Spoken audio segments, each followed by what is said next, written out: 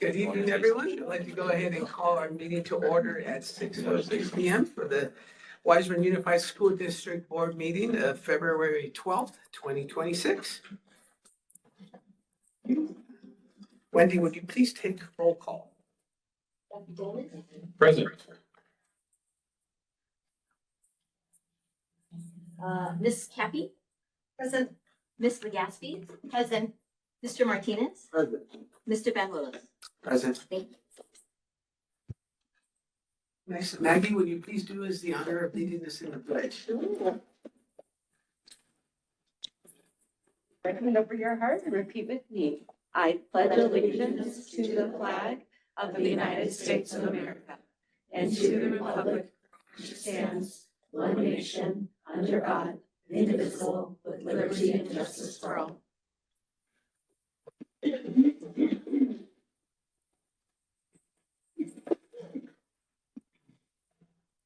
Thank you, Maggie.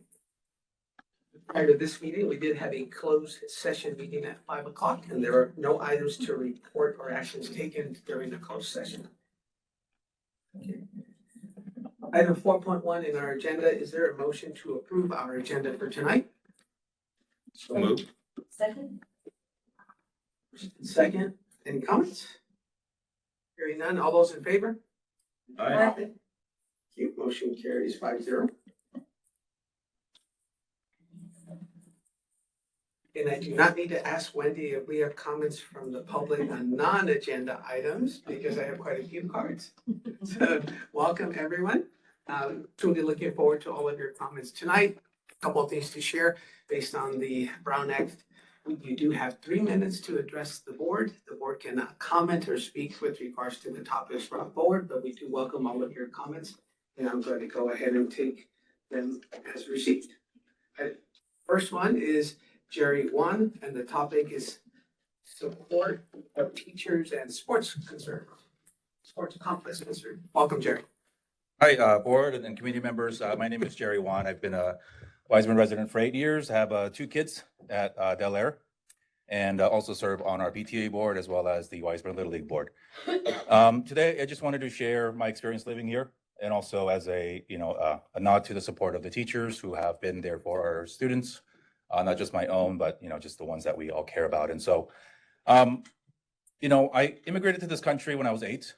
And so being immigrant kids with parents who didn't speak the language or know how things worked, never thought I'd come to a school board meeting or be support of my own kids. And so I speak not for myself today, but for all the other immigrant parents who, crap, I'm getting emotional, who don't even know the rooms like this exist, right? And for the teachers, particularly in times like today, where the people who are supposed to care for are most vulnerable are kidnapping children and putting them away without due process. It is our teachers who spend the most time with them sometimes to make sure that they are cared for. And so I don't know the intricate details of what's going on with their salary, how they're taken care of, but there are many parents here today. There are many joining online because for us and for our kids, it's the teachers that make our experience. And I know that to run a school district, to run buildings, to run things, it requires all of us. But our primary contact and our most informed contact is through the teachers. And so we ask on behalf of our parents and our kids to make sure that they don't have as many worries about their personal lives.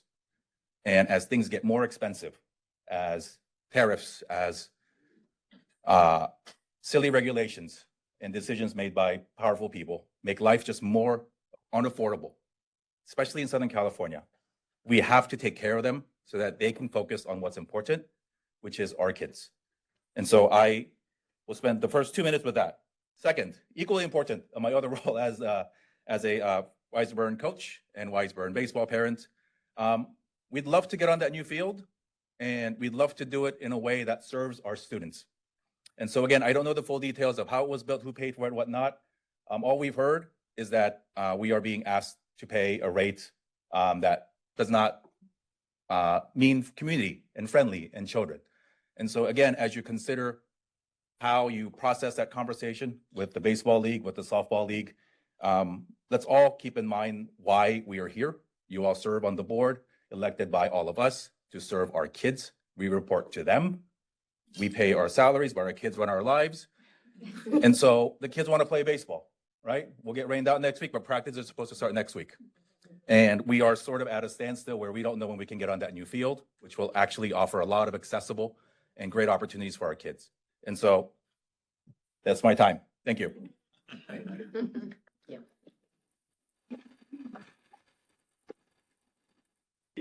Our next speaker is Tim Devine. The topic is the new athletic fields. Welcome, Tim. Thank you. Hello, all. My name is Tim Devine. I'm here representing the Holly Glen Neighborhood Association. We are really excited how the new athletic field is shaping up. It looks really amazing. It really does. We're here tonight. We want to express our strong commitment that these new fields be made available to our community leagues, specifically AYSO Region 21, Wiseburn Aviation Girls Softball, and Wiseburn Little League. This, of course, is with the understanding that Wiseburn Middle School and Da Vinci High Schools would have first priority. We understand the cost to maintain these new fields will be significant, but we want to stress that an arrangement must be made that's such that these leagues do not get priced out of using their community fields, or worse, families do not get priced out of their community leagues because the increase to the league fees was too much for them to bear. This is important to me personally. My children have participated in all three of these leagues. I've personally coached in all three of these leagues. We know getting the funding for this facility came at a cost to our community and feel it would also not look good if our teams were getting shut out of using the fields, while teams from other cities that were willing to pay more were able to use the fields. We also know that parking can be an issue.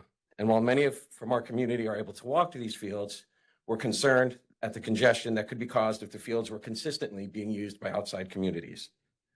We're confident an equitable arrangement can be made. We're appreciative of all the hard work the school board has put into this project thus far and are happy to offer our assistance in any way we can. Thank you for your time.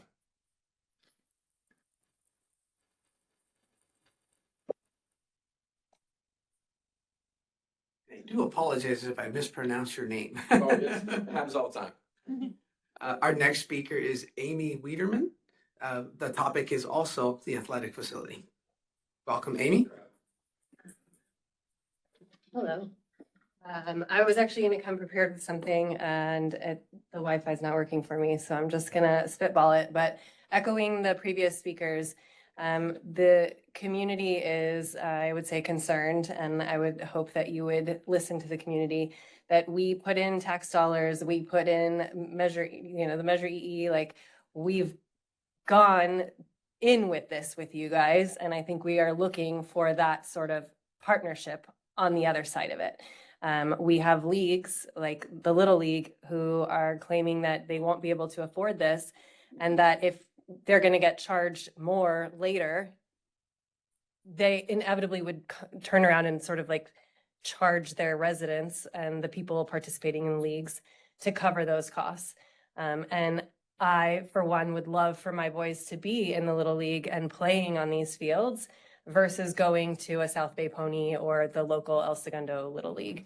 And so I think we should just be looking at how we can make sure that our local leagues get first right of refusal, have the absolute sort of like best opportunity to play, and that we are not pricing our own community out of it, and that we can certainly still allow our neighboring communities to participate, but we can't make it impossible for the people that live here to play on the fields that are here. That's all.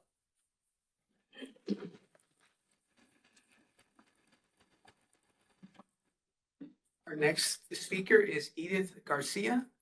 The topic is teachers' compensation. Welcome, Edith. Thank you. Good evening, board and members and superintendents. My name is Edith Garcia. I've been a resident of Wiseburn for over 16, 17 years. I'm an older mom, so I'm barely starting to get into the school districts.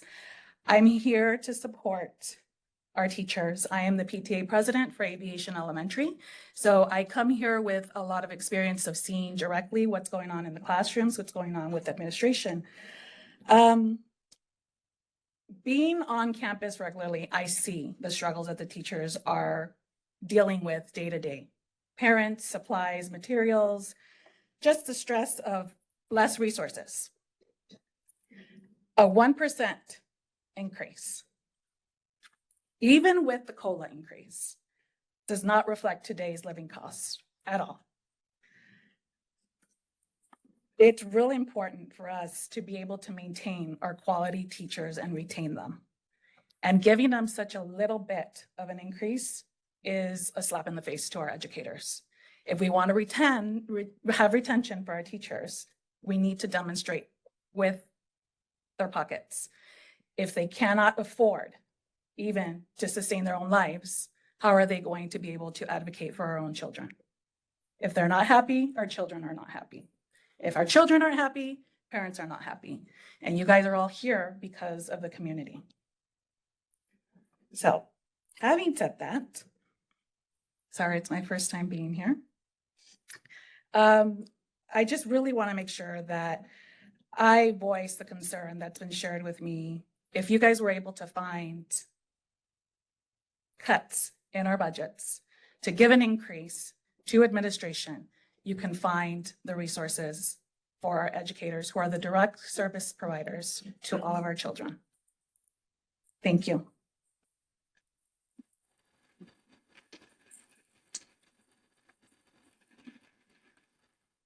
Our next speaker is Deborah Davis. The topic is WFA statement. Hello, everybody. Good evening, members of the board, superintendent, community members, and fellow teachers. My name is Deborah Davis, TK teacher at Holly Glen. Understanding that we are unaware of decisions made during closed sessions, I would still like to share the following on behalf of our fellow WFA teachers.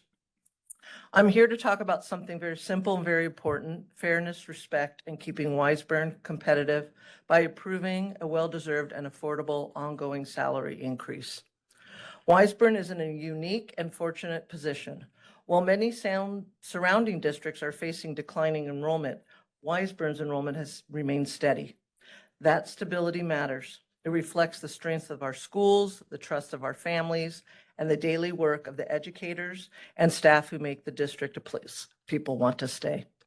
At the same time, Wiseburn does not exist in a vacuum. Other districts in our region have recognized the need to invest in their educators. Redondo Beach reached an agreement of 2.25 this year and 2% next year. Lenox came to a 3% agreement on schedule, 2% off schedule. These districts understand that competitive compensation is essential to retaining experienced educators and attracting new ones. Our negotiations began back in October, and since then we have worked collaboratively and in good faith. We have reached tentative agreements on most articles, showing that progress is not only possible, but already happening. What remains is ensuring that the salary agreement reflects both economic reality and professional respect. At the start of the negotiations, we were offered a 1% salary increase, even though COLA is 2.41. Wiseburn's LCFF funding increased 4.8 in 2025-26 when compared to the year before. With steady enrollment, rising costs, and the ever-growing responsibilities placed on educators, a 1% increase does not reflect our value. It does not keep pace with inflation, and it certainly does not acknowledge the additional duties, expectations, and emotional labor educators take on every single day. Teachers are asked to do more than ever, academically, socially, emotionally, and logistically. We do this because we care deeply about our students and our community, but dedication alone does not pay the bills, and goodwill alone does not retain quality educators. WFA's proposed salary increase is reasonable, responsible, and aligned with what neighboring districts are doing. It recognizes the work that has already been done, honors the progress made at the bargaining table, and sends a clear message that Wiseburn values its educators and wants them to stay. Investing in educators is investing in students. It's investing in stability, consistency, and the long-term health of this district. We urge the board to approve this increase and show Wiseburn educators that their work, their time, and their commitment are genuinely valued. Thank you for your time. David.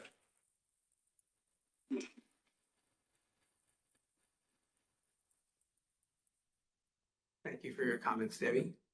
our last is, well, not sure if it's last, but our next speaker is Kathleen Espana, and the topic is singing the praises of Holly Glen School. Welcome. Good evening, President, board members, superintendent, and Weisburn community. My name is Kathleen Espana. I teach second grade at Holly Glen School, and I'm very excited to share some wonderful highlights from Holly Glen Elementary and the meaningful learning taking place across our campus. I would like to recognize the incredible support of our TK program. A huge thank you to our PTA for supporting a fundraiser that directed profits straight to teachers for classroom supplies rather than trinkets, ensuring resources go directly to instruction. PTA has also funded Scholastic News, hands-on materials for concept building STEAM lab activities, for ice experiments to making homemade toothpaste, books to supplemental instruction, and big craft bags for 140 TK students to create their fun Valentine card carriers. And a special shout out to our PM aides who cut every single piece of paper needed to make those projects possible. Additionally, PTA funded 3 TK smartboards in the kindergarten quad, enhancing interactive learning opportunities for our youngest learners. Thank you as well to the Weisburn Education Foundation for the grant that provided 3 new tricycles for the TK playground. Our students are actively engaged in physical play, cooperative learning, turn taking, and building strength and endurance. TK students are also thoroughly enjoying learning about and playing xylophones, metallophones, and glockenspiels in music class, expanding their creativity and musical development. In kindergarten, families joined us for the 100th day celebration, supporting students through hands-on educational centers and strengthening our homeschool partnership. Across our campus, we are celebrating Kindness Week with a special kindness chain connecting Holly Glen, Aviation, and Weisburn Middle School. Students exchange acts of kindness across grade levels from second grade to first to kindergarten, and continue all the way through the middle school. The sweetest exchange is our TKs sharing kindness with 8th graders, a beautiful reminder that compassion connects every age. In the first grade, students enjoyed an inspiring author visit in celebration of Black History Month. During Valentine's Week, they celebrated themselves as authors, showing their love of writing and building confidence as young creators and storytellers. Our second graders have been strengthening their speaking and research skills through oral presentations for the 100th day of school, and are now preparing presentations entitled, "If I Were President of the United States." You know, they can do a better job than the one we have now. In addition, students are beginning research projects, and some will be creating travel brochures representing their countries of heritage, fostering pride in their identities, and developing academic skills. Thank you for your time.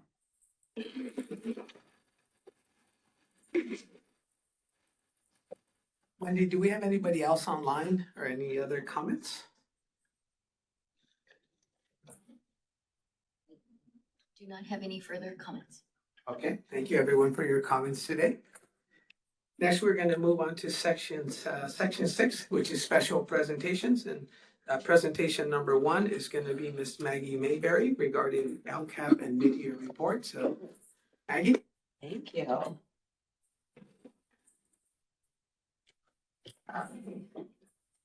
Good tech mojo going my way. Yeah. Let's kick it off.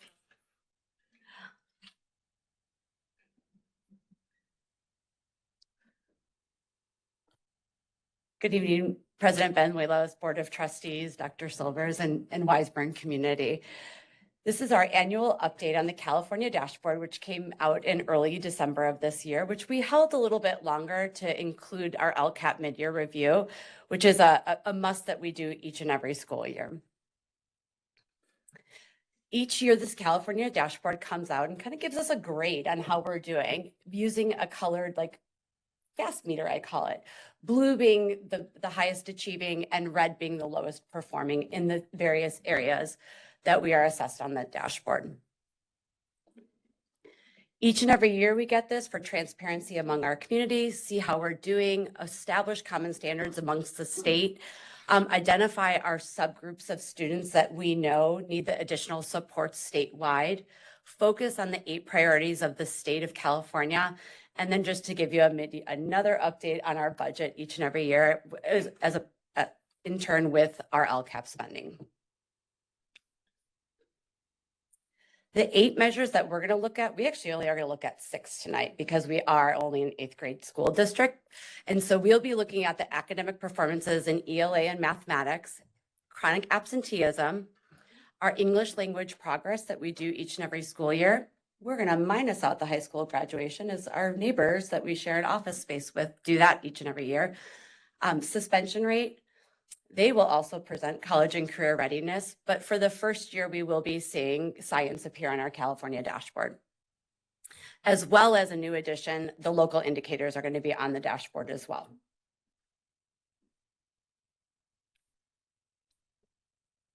So the 10 subgroups that we have in the Wiseburn community, and this is made up of students when we have 30 or more of these students in our district, are African American, Asian, Filipino, Hispanic, Latino, students of 2 or more races, white, English learners, long-term English learners, which is the newest subgroup that was added last school year, socioeconomically disadvantaged, and students with disabilities.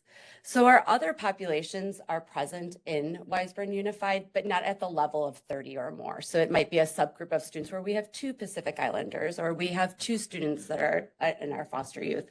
So they won't appear on our dashboard as a subgroup. So what's new this year? Each and every year, we like to add a little bit more to this dashboard, as it's such a transparent item for all of our community to see.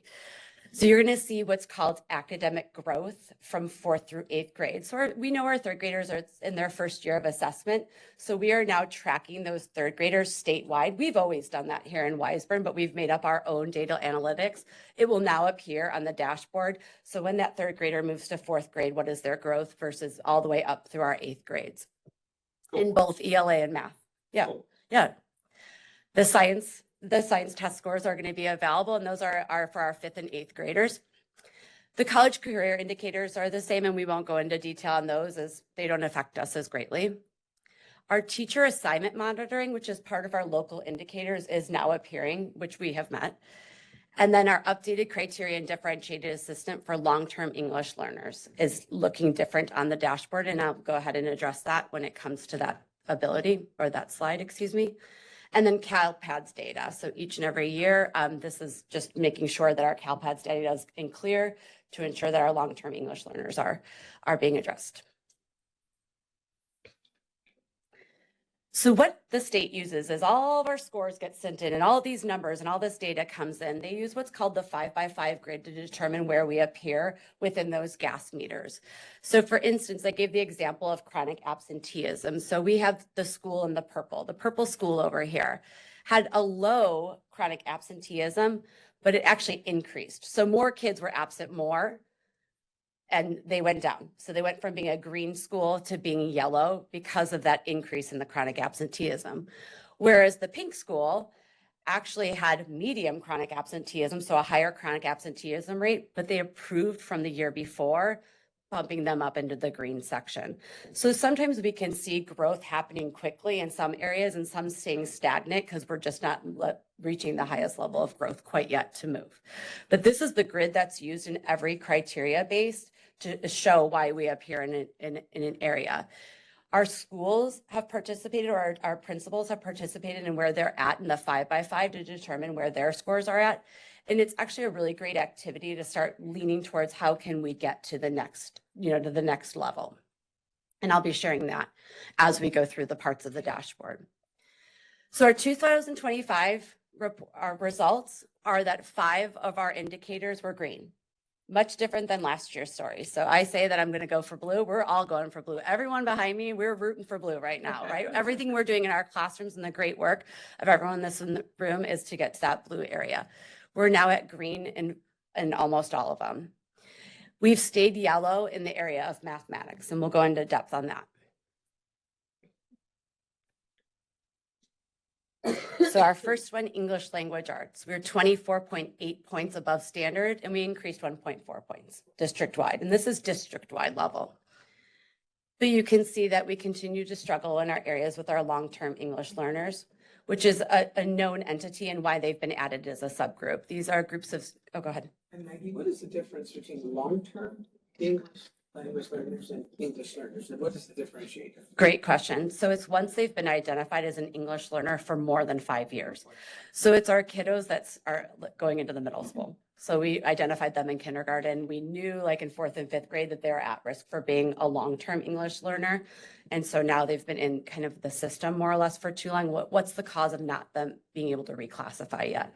And we know this is a subgroup of people that struggle district-wide and nationwide. So how are we addressing that? And we are addressing it at the middle school with some new opportunities and courses that we're providing. And then our English learners, our yellows, our greens, and our blues. But just to break it down into everyday language for our community, if every student had answered 3 or more questions in ELA correctly on the CASP, we would have been in the blue district-wide. So it's those, one question does make a difference. And so how are we addressing that? Like, what are we doing? And that's the conversations that our teachers have each and every week in their TACT times and PLC times. Thank you, if I may. The Yeah. long-term English learner, I'm drawing an assumption that there's a correlation between that red score and high absenteeism. And all of it, you're going to see there a subgroup that struggle in almost every category of the dashboard. Yeah. And it's, not proper access to the language.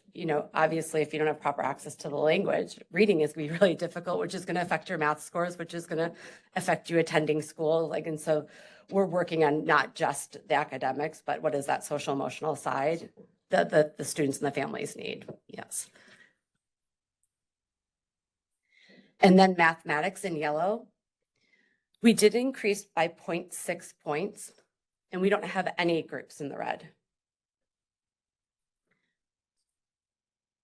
But there's one stat in there that's pretty. If every student answers one more question correctly on the CAS, we would have been in the green.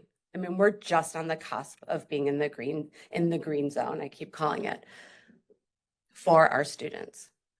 And so we really are looking at our TCT times, like what are we doing for our students, to achieve. I mean, I was just sitting with a 4th grade team about the number, sense, and reasoning routines and the shifts that we're making to address all of our students' needs. And those little teacher moves make such big strides in what we're doing. And then in science for the first year, 60.8 science points, and our scores decreased by 0.4 points. It's kind of an odd metric because it's a totally different set of students. Like our 5th graders, our 6th graders that did this last year. So it's a whole new set of kids. So it's very hard. Like we're not going to have longitudinal data for years because we're going to have to wait for last year's 5th graders to be 8th graders, which we're still 2 years out from. So if our average science points were up 4.2% or 4.2 higher, we would be in the blue indicator. Let's just dwell on this for a second. Yeah. We increased in math, but we got a lower score, and we decreased in science and got a higher score. Yep. I understand the calculation, but we're putting so much energy in math. We're making incremental progress, but it's progress. Right. Kudos to the teachers. I don't want that to be lost. 100%. And you'll see that, as we go through our school data as well. And we're making progress in science. I mean, having been a former secondary science teacher, this assessment it's tough. I mean, it is very hard, and that's also being talked about. So it's a hard one, and it's sometimes a subject area that we put to the side to focus our energies on, our other instruction. And then our English language progress indicator, 62.8% with an increase of 8.1. I mean, that's awesome. I mean, we had our highest reclassification rate last year that we've had in years. Our population continues to decrease. We have this year, moving from last year, 156 students down to 121 English language learners. I mean, we're reclassifying them and keeping them out of English language learning. And that is the work of everyone in this room and what they're doing with our students. And this only measures the 2 subgroups, our English learners and our long-term English learners. So it's not going to take in the other subgroups into consideration. But if 2 more students had made progress, we would have been in the blue. I mean, we're so close to there. sure everyone in this room could taste it. That's not excitement. No, it's exciting when you hear it that way. You're like, one more, I got it. It's mine. I'm going to do it. And then our chronic absenteeism moving from last year in the yellow to the green. And so we were the pink school in this statistic. So we decreased our chronic absenteeism by 1.4%. With our subgroups that we know might have some school refusal due to their academic concerns, overwhelming in the yellow. But if 125 fewer students had been chronically absent, our indicator would be in the blue. And we know many people in this room are working on that statistic. And then our suspension rate, which decreased by 0.8%, putting us to the green, another moving from the yellow to the green this school year. So if 3 fewer students had been suspended, our indicator would have been blue. So I'm excited about some of the new programming the middle school is bringing on, what that'll look like next year on our dashboard.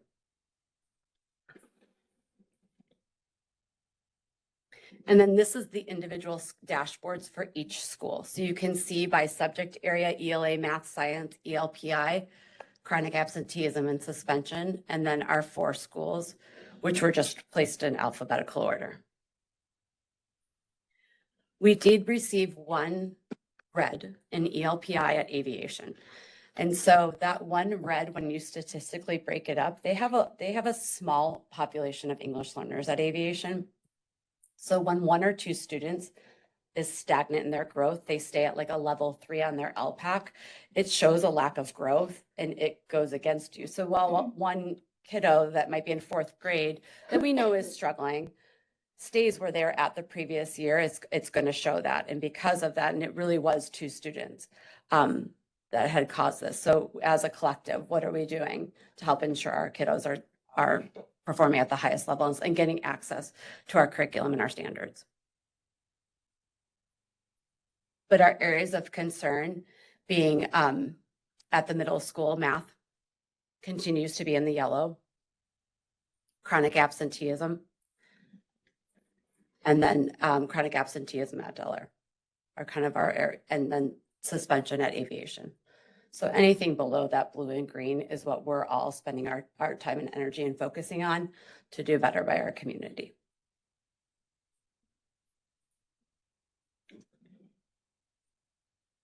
And then our various subgroups.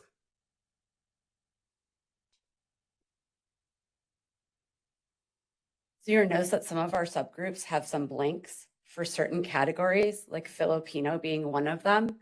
And that's because chronic absenteeism and suspension is district-wide. That's a K through 8 stat, which means we don't have 30 Filipino students in 3rd through 8th grade to show up for our English language arts. And yeah. And like for our we call them LTELs, long-term English learners.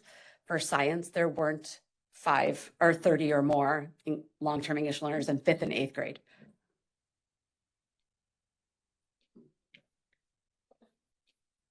Overall, the state of California is at 3.4% and the county of Los Angeles at 3.5%. We're outperforming both of them. Go teachers. I know. Good job.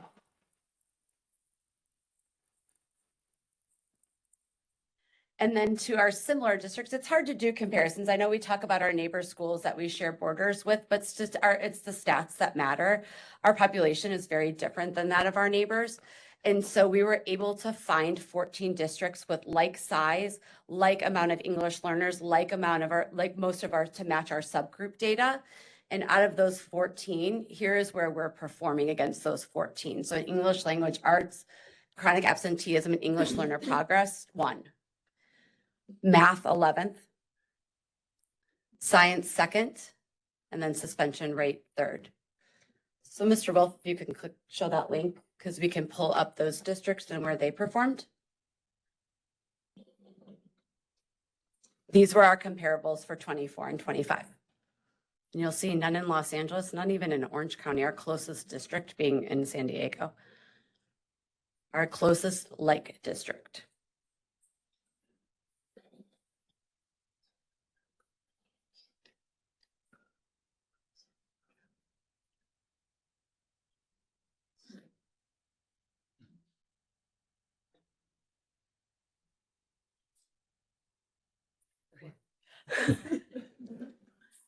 Yeah.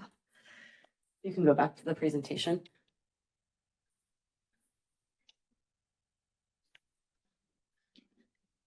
So we, Can you please go back to Oh, that last slide? sure. There's definitely a lot to be proud of here. I see a lot of ones. So Yeah, congratulations yeah, to everybody. exactly. Great work. Yeah, We obviously want to continue that. Yeah. For the community, for all of our students. absolutely. I think everybody knows my passion for math, so I have to ask. 11 out of 14, Right. you know, what are some of like the preliminary indicators? Or maybe it's too early to tell, I don't know, but what areas or what do we need to look at to focus on to really bring that number, Up to light. that number up to something that's, let's just leave it at that. More in line Not with our 11, expectations not for 11, our right? community. Right, not 11. And so one thing that we really have been working on is our elementary teams have been working with a math coach for the past 3 years. And the work that they have done onboarding a new curriculum that is like high instructional material is really starting to shine through at the elementary level, as you can see there in the green and blue at each of those 3 schools for math scores. Our middle school continues to stay in the yellow. And so Ms. Compton has begun to work with the 6th grade team over there in the same manner that she's been working with the elementaries, and is going to be pushing into the 7th and 8th grade teams as well. And so that's something that her focus is going to grow outside of the elementary level, because we've seen great success with that. We are hopefully in the process of adopting a new curriculum to ensure that all of our teachers as well as our students have access to the same level of materials. We'd seen different materials being used amongst classrooms, and we wanted to make sure that it was high level, instructional materials being provided. So right now, the math team is using Desmos in the first couple of weeks, and we're getting ready to try our second pilot, which will be Eureka Squared, which is similar to the one that the elementary school is using. So we hope with those 2 practices that will help, lift up the middle school scores, because they assess 1,000 students. So they have the greatest amount of kids that they're assessing district-wide. And so unfortunately, that's where our gap is laying. Okay, Yeah. thank you. Mhm.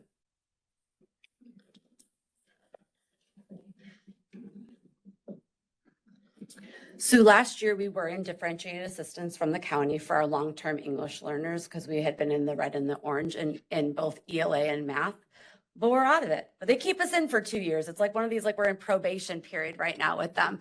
And so because our LTELs were in the red and in the orange and math, but they have improved to yellow, we have been moved out of differentiated assistance. But as part of the LCAP mid-year update, we have to report that information to the board.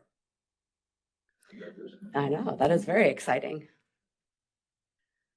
We don't want those that term on us at all. Click. Hit it twice.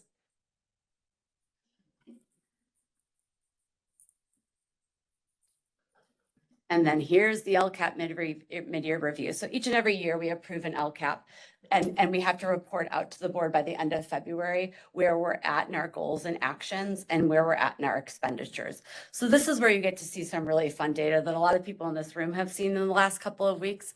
But we're going to share our iReady data, because that's a big source in our LCAP that we use to see how we're doing in our actions. So as you know, you've heard a lot with our schools coming and presenting as well as I was in the beginning of the school year of where we are at the beginning of the year diagnostic. Our teachers did such an amazing job completing the mid-year assessment, which was done right after the holiday time. So we held all this dashboard information from you to really get that good data source to you. Let me click and now it won't.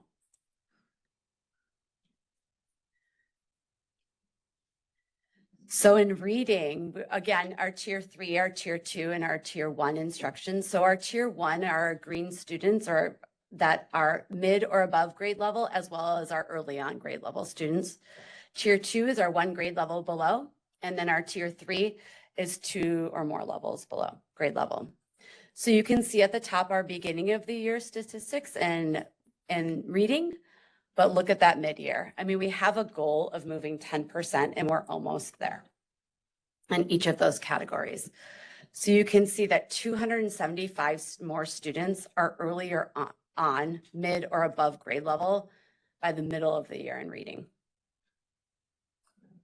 So Maggie, I remember your goal is, I think, 80% at the end of the year. 80%. Do we feel we are on target for that? I know this is our first year, we're Yeah. figuring it out. No, our goal was to move 10% from the initial, so in each of the assessments, excuse me. And so we were gonna What's the be, 80% I'm misremembering? that was some of the schools had in a particular, like, I wanna say at aviation, and I could be off on this one. The 80% was like on one particular subgroup goal, like informational text. So our schools were looking at those. Ours was a little bit more broad on that, was like continual growth. Yeah.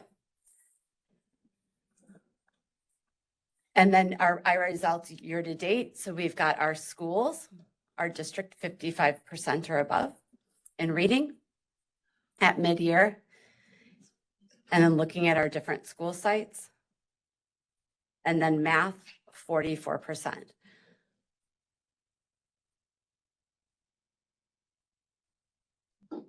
The combined percentages. The combined, yeah.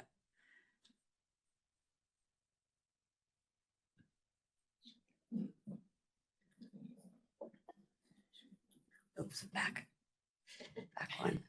What I was doing, I get nervous and. Okay, there we go. That's the boring slide. This is the fun slide. And then our percent increase in students at tier 1 from the beginning of the year. 14% increase district-wide to tier 1. Our goal was 10, so yay, we got it.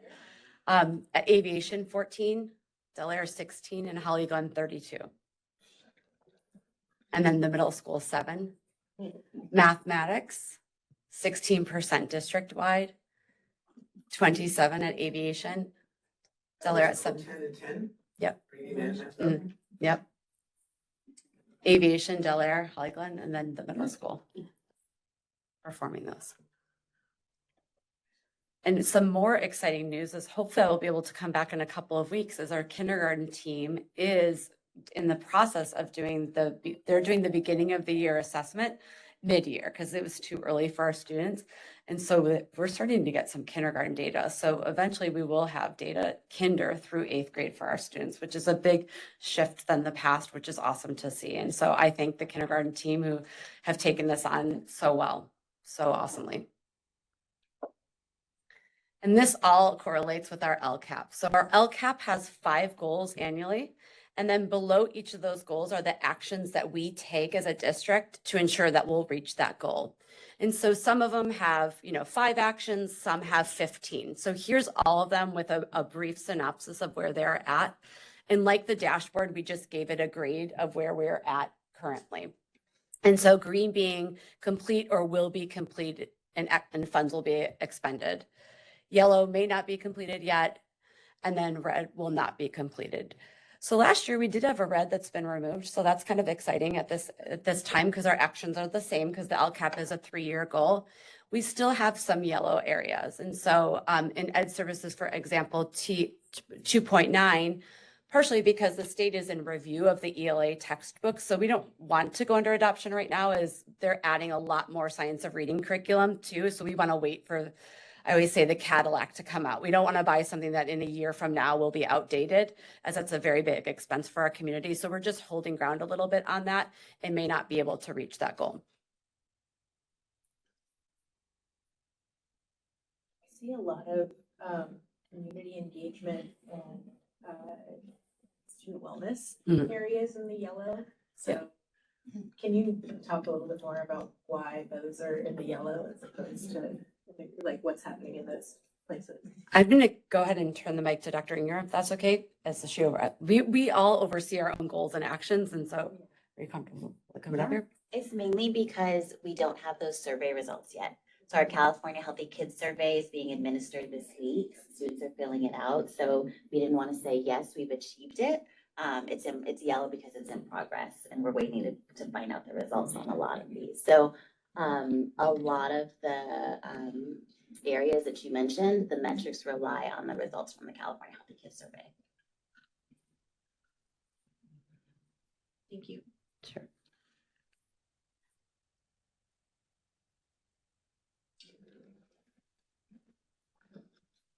And then our summary of our expenditures, and this is as of December 31st, 2025. So you can see what we have budgeted for each goal and then where we're at as of that date in the spending.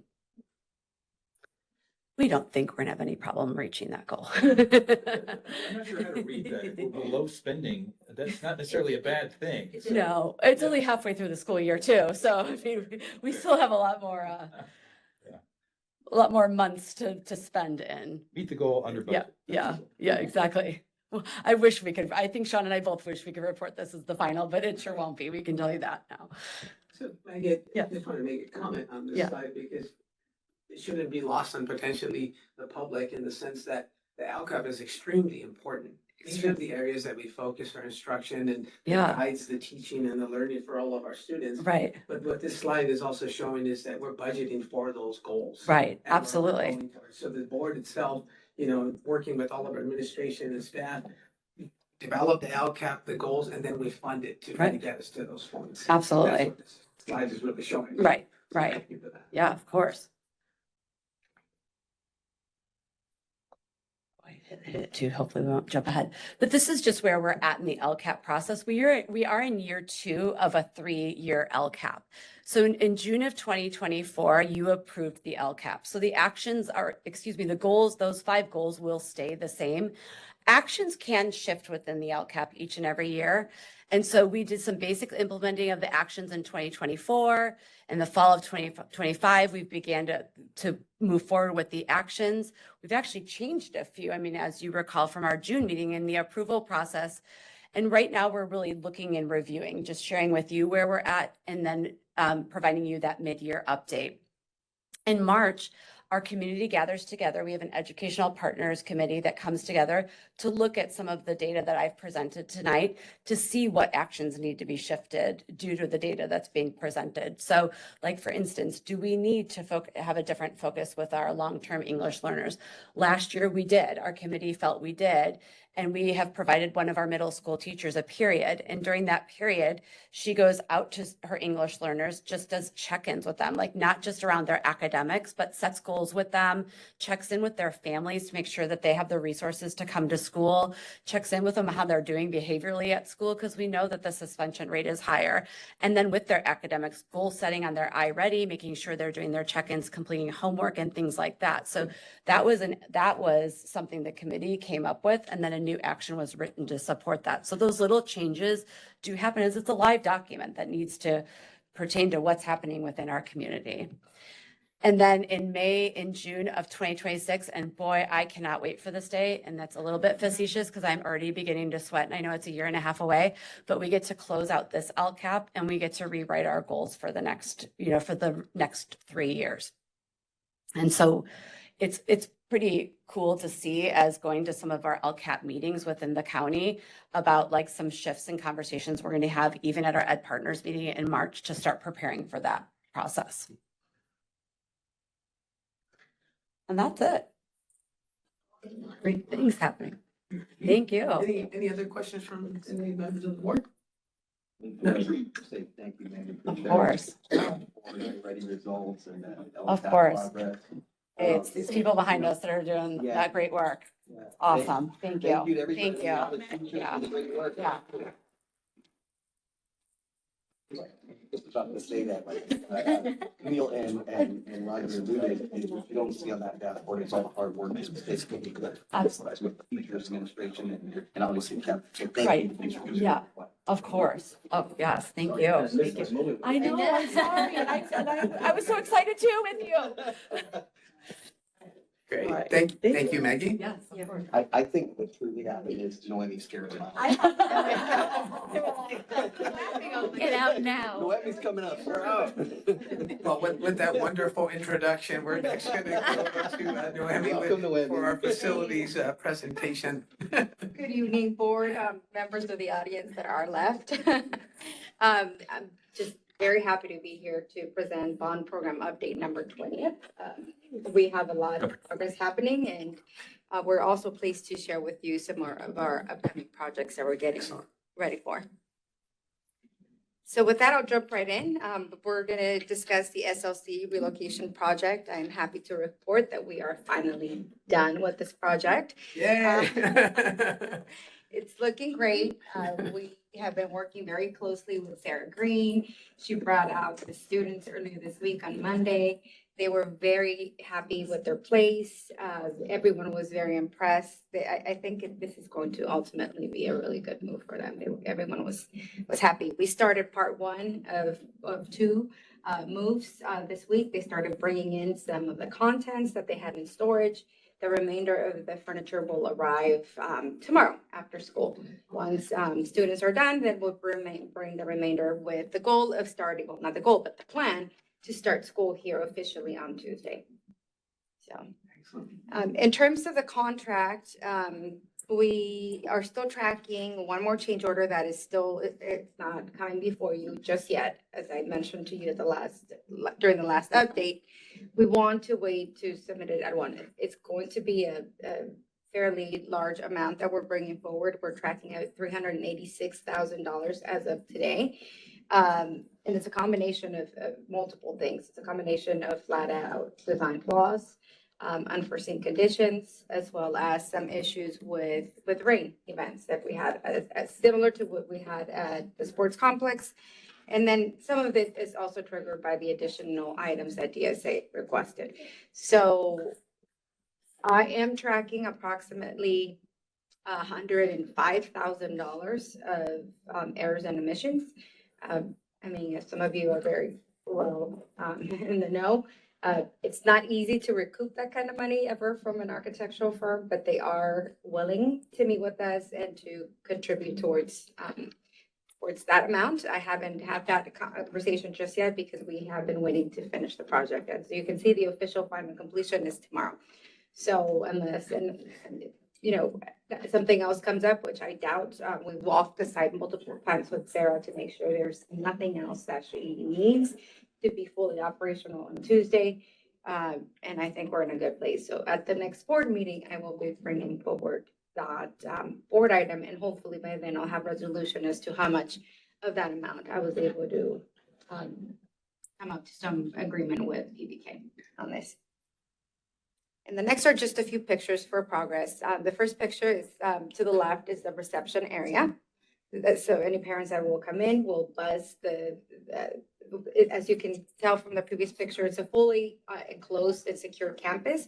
They'll have a buzzer that they'll be able to buzz in. They'll come in, see the receptionist, and there's a small waiting area as well. Towards the back area, it's more of a multi-purpose area that the staff will be able to use that for different uses. Yeah. Here's just this area here is to the left is actually behind that reception area. So you can see definitely multi-use. They're using every space. The area to the right is Sarah's office, Sarah Green's the principal's office. So you can see only partial furniture is in. Like I said, the rest of it will come after school tomorrow. She's evidently not going to spend a lot of time there. This is the corridor that leads directly into the various provider offices. They have a space for the psychologist, speech, Sarah's office, as well as storage and a small teacher's lounge area as well. Here's a sample of one of the offices there. As you can see, it's very bright and airy. This is what they're most excited about. The students were thrilled when they saw this because in the past, they didn't really have a full operational kitchen. So when they came in, they were so excited and can't wait to start using it. Oh my God. You can see washer dryer here. They'll be able to teach them how to do all of that. The rest, they'll have so this space is set up with 2 restrooms, unisex restrooms on both ends of this classroom. So one by the reception area and another one here. So they have quite a bit of restrooms. Here's the different view. I bet everybody wanted to stay in the old facility, right? Oh. Yeah, right. This is Can't wait fantastic. to move. They've been managing. And again, this is just to point out, these are district standards for flooring.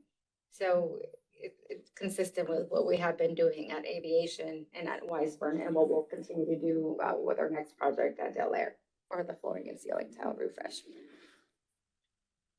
These are the two 24x40 portables. As you can see, some of the furniture has started to come into each one of them. Once the rest of the furniture comes in, the movers will actually set it up and leave everything in place. They did have one-on-one meetings with each of the users so they understand where they want everything to be placed. So all of that will be addressed as part of the move. So we redid the carpeting in those. We did. It's a full refresh. They were not in the best of condition. The exterior was also painted. You can't really see it here, but we painted everything. From the outside all the way in. So now they're all the same color because they didn't even match colors. And then we did the flooring, the ceiling tiles, and the and ordered boards, Samsung boards for technology. So rather than putting back projectors, we ordered Samsung boards. This area here, they're also very excited about is their new garden area. Obviously, still needs to be set up, but there's water immediately available. There is hose bib. Oh gosh, this thing can never work. We need to.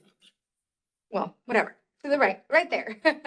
There is a hose bib, and they have a hose that will extend the length of that space. They started putting some of their picnic tables there already, so it's a great and secured space for the kids to learn about gardening and just have lunch breaks there as well. Any questions on SLC before I move on? That's great. Such an improved space. Thank you. Well done. It just took a while. The only question is, where's the old board dais? Where's that at? I don't see it. Did you see the old? We left it. See the old logo? Oh, don't you remember? Dr. Silvers demolished the previous building. I was not there. Sledgehammer and all. Didn't I say salvage? No. The whole board diet No. was tables. It was. Well, moving on to the next project, the Wiseburn Sports Complex, another project we're super excited about. We are roughly 95% complete, almost there. The rain has not obviously helped our schedule. We were tracking, as you know, being able to do the ribbon cutting at the end of the month. We did have some rain events last month. We are expecting 4 days of rain next week. So it's just not looking great for us.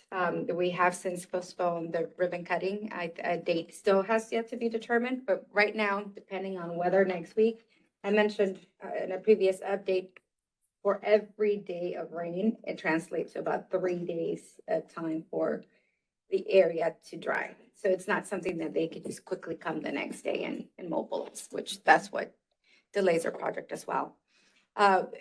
Tonight, you're going to be seeing 2 change orders, as a matter of fact. Amendment number 3 for Erickson Hall for the lease-back project in the amount of $338,000, as well as change order number 1 to Tenkati. You'll be asked to review and consider those for approval. Right now, we're tracking roughly $16.6 million in hard cost between all builders here, including Tenkati. You can see a picture of the main entrance. I can't wait for those fences to come down. This is still, there's still one more coat of paint that's coming. Those lighter gray or darker gray areas, if you will, are going to be a little bit darker, basically to match the renderings that we had shown you previously. This is a view of the interior of the concessions building. Everything's still wrapped and covered and protected. They're still doing some ceiling work, but that space is looking great. Bigger, looks like. Oh, it's quite large. As you can see, there's a storage area there, a compartment sink, a lot of just prep areas. I don't think I captured in the picture, but the wall along the left here has 2 refrigerators. I believe one's a freezer, an ice machine, which is, who doesn't want a commercial grade ice machine? It's a really nice space. We're waiting for final health department approval, which I believe is happening in the next couple of weeks, and then we're ready to roll. There's another view. Oh, you can see the ice machines. The racks are starting to come in as well. Obviously, those will be placed as soon as we're getting closer to turnover, and then final clean will take place. Here's a view of the student restrooms. This is in fact the girls' restroom. You can see the partitions have arrived. As a matter of fact, they started going in this week, I believe. And so that's another area that should be turned over very quickly. Here's a view of the boys' restroom. This is the storage space. In the next picture, you'll see the roll-up door. This is the space that we're still determining how it's going to be divided amongst the leagues. Correct. As you can see, it's one decent size space. I mean, it's quite. Storage, right? It is, it's strictly storage, but we do have to account for leaving space for grounds because we have to maintain the gator there to be able to maintain the field. And I know there are a lot of other groups that have expressed interest, but there's only so much space, so we'll have to get creative as to how we distribute that. Well, the district will have to do that.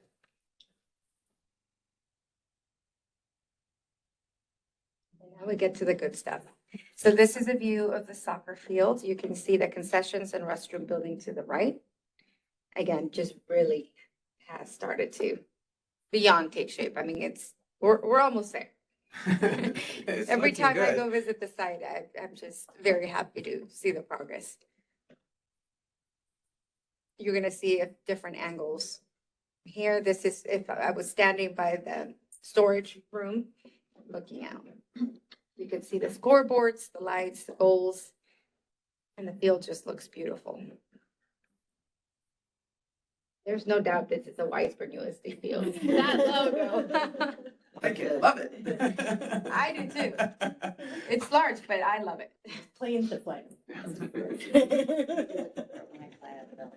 I can't wait to do a complete drone shot once the entire project, once it's fully done. You can see all of the landscaping is also going in. That's a concrete ribbon bench here. All of the electrical gear is hidden behind the landscaping. The southern parking lot, which is the overflow parking lot, has already been paved as well.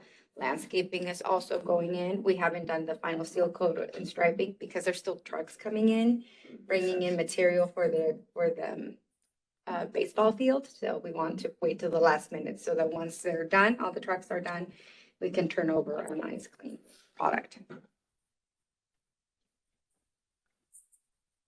You can see here a view of the softball field, which is complete. The area to the left is the baseball field that they're still working on now. We started commissioning the Musco lights and the parking lot lights last week. We sent a notice to the neighbors immediately adjacent, invited them to come and be part of the commissioning. It's not a final product. It's part of just one step of the process. It was the first time really turning them on, powering them. And we had the electrician there. We had representatives from Musco Light. Unfortunately, no one showed, but we went ahead with the process and we did notify them. Musco was back again this Monday to take additional readings because there's still adjustments that have to be made. So again, it's still in commissioning with Howden. It's not a done deal. Question on that signage that we can just see the side of. And maybe Dr. Silvers, it might be a question for you. I know we'd had some members of WEF as well as some community members offering to help us. I don't know if we've been able to do anything relative to what is appropriate usage of that sign for advertising and using that as a revenue stream. We had talked about that sometime. I don't know if that's on our radar at all, but I would like it to be. That's definitely on our radar. We don't have I don't have an answer for you, a specific answer for you. We were looking at some companies that do this, who were just not big enough. Yeah, frankly, and we certainly need a policy on what's appropriate. Correct. But we are looking at options. I've been talking with Nick McLaughlin, also reached out to Gary Wayland, who did some of this work in Manhattan Beach. You know, the goal is to have that be, you know, a small revenue source, could help offset some of the deferred maintenance costs. I mean, obviously, we're not trying to we would just like to be able to put that into deferred maintenance for that field itself. You know, unless we're making a whole lot of money, then we can talk different. Yeah, we'll see. That should be our the goal. case, yeah. We'll back up from there. Right. Yes. much. And Thank you. one comment, I did see the other evening when they were doing the lights, so it looked great. It actually, I thought, it didn't at all relate into the community at all. It did not. As a matter of fact, I had a bond oversight committee member send me an email that evening saying, I have lights in my house. And I'm like, oh. Mhm. So I got a little concerned. And then once I opened and I responded, I said, it's part of the commission. And he came back, he's like, no, it looks great. All is good. I was like, okay. I wish I would have took a picture. It did. He did. He took a picture and it looked, everything is, you could see that it's strictly focused to the playing fields. You don't see any spillage and it's from far. Right. So it was a great picture. Yeah, it was. I wish I would have taken a picture, but it's great. Mhm. The only concern I had on the soccer field where the netting is, especially like towards Aviation Boulevard there. There's a section more towards the corner. It seems low. We have to lower it because SCE made us. The SCE posts are very close by. And we work very closely with SCE to not have to reduce it any further. In fact, we had to move some of the posts because we have to maintain I'm gonna say it was 15 feet or 20 feet away from every SCE post. I don't know if we could, I guess. And there's electrical lines obviously Yeah. also nearby. So I'm a little concerned about the area just because with soccer, that's a big intersection and cars usually flying through there. So I'm a little concerned about, so we might need. initially we had, if you remember, it was 30 feet across Yeah. the entire of netting. Yeah, And we had to reduce it because of that. is there? I mean, Okay. we can start and see how Yeah. we do. And then maybe we could potentially make a case again with SCE and the city. But this is something that they were pushing for us to just not have any muscle lights and netting nearby. I mean, they were really. Yeah, no, I'm a little concerned about that, so we'll take a closer look when we walk the site and see what other options are. Okay. So soccer is completely done, 100%, softball field, 100%. The last field that Tenkati's working on is the baseball field. As you can see here, the permeable liner is going in, the shock pad, which is the white area, that's also going in. All the base was completed. It took them about 2.5 weeks to complete all the base installation. That was the first part How that recent is happened. this picture for context? This is as of this morning. Pretty recent. Yeah. So I had Greg out there first thing this morning because things are progressing daily. And the pictures that I took earlier in the week on Monday, it was base. So, and the picture I took last week during the commissioning of the lights, base was barely coming in and in some areas. So they were 1/3 of the field had base, the rest was still dirt. So it's moving fast, which is a good thing. But I wanted to give you the best and most current perspective. Same thing with the SLC. Sherry went out there because I have back-to-back meetings. So she's taking pictures of the stuff that literally came in today or yesterday. I'm sorry, today's Thursday. The first move started on Tuesday. She was out there today taking pictures. So those are That's fresh. Everything says of today. Okay, any other questions on the baseball field? Okay, we'll move on to the next project, which are our upcoming projects. Now we'll focus on the projects that we're planning for summer 2026. The first one is the Del Aire Elementary School TK Playground Project. We've had a couple of meetings. We've met with the principal, we met with the TK teachers. We did a few site walks with Corgan, our architect for this project. And everyone landed on this configuration. It's a fairly large space that they have with a tiny little playground. And this will really take advantage of the space. So the area that you can see around, for reference, the playground itself is basically the same footprint as that of the Holly Glen TK. The same shade structure size, the same playground. They love what they had, so they wanted to replicate, just selecting their own colors. But for the most part, the equipment and everything else, they went with the same. The only thing that we did end up adding in this particular case, just because they have all that room, and my team and I were there when the kids were at recess, and they were on the trikes, and they were just crashing. It was like fun park cars or running into the teacher. So we saw an opportunity to create a dedicated bike route. And we explored different options, but rather than going with just the loop, we went with the free form. So this is something that everyone seemed to agree on. And as Like, make sure it's one way or they're gonna be crashing. yeah. They will, we'll have signs. It'll be part of an experience. So the thought is they'll have an area where they can stop for gas or little signs, just like different little things that they can incorporate. It's all ADA accessible and the rest will remain synthetic turf, which is what they have now. There's just another angle. Again, same type of equipment, just different colors, also selected by the TK staff and principal. Moving on to the next project, Del Air Elementary School flooring and ceiling tab refresh. We provided a couple different options within our district standard product. They all voted and landed on the same district standards that we have implemented at the other sites, which is great that we will continue with the same theme across all three sites. We're tracking approximately $1.5 million.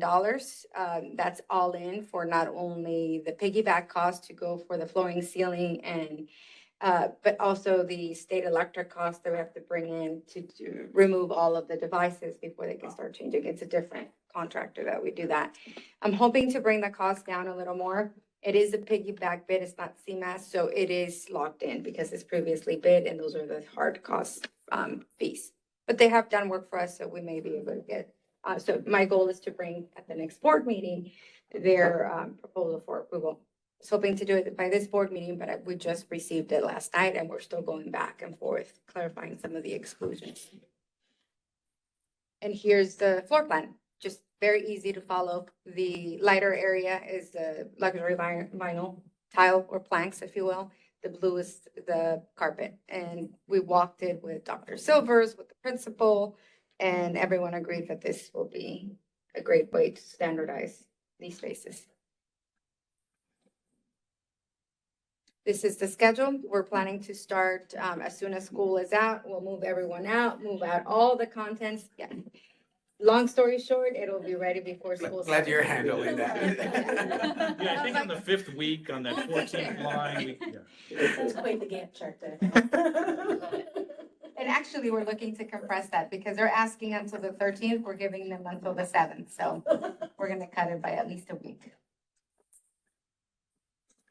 And then the last thing is just some general updates on some of our other projects. We have been assisting Da Vinci with their cafe project, finally broke ground earlier in January.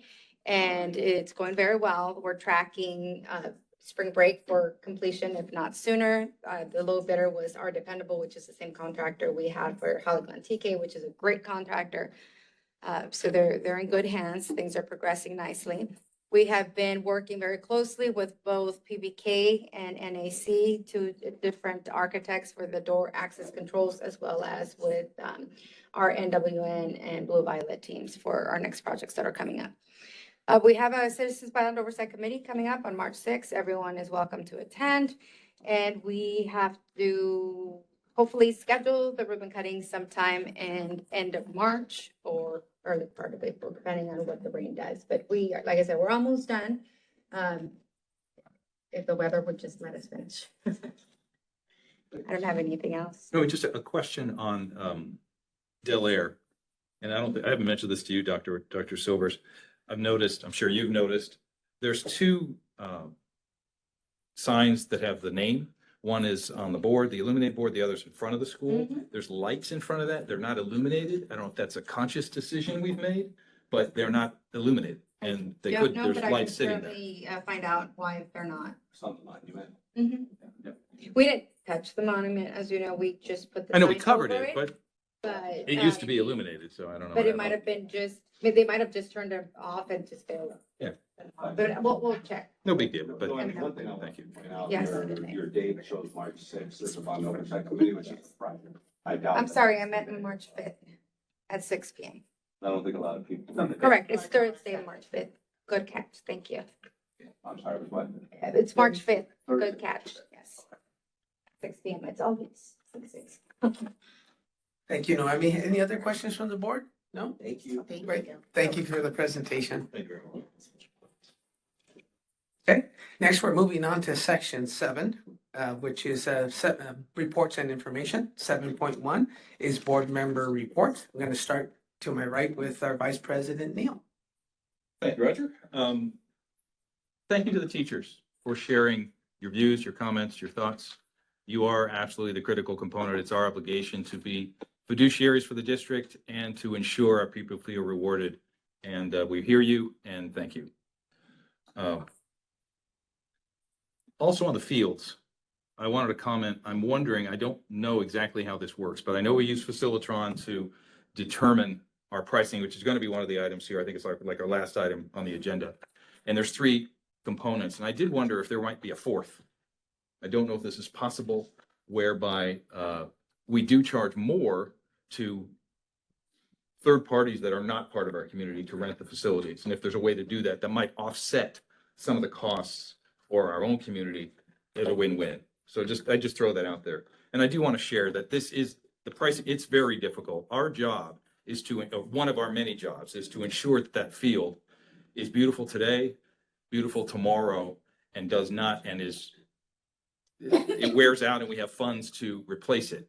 That's our commitment to our community, is not just today and tomorrow. So this is a very difficult balancing act that we certainly respect and hear, at least I can speak for myself, exactly what's being said about the leagues and the funds. And if we don't pay for the field and the upkeep, it's not much use to anybody in a few years. So this is a really difficult balancing act, and we hear you.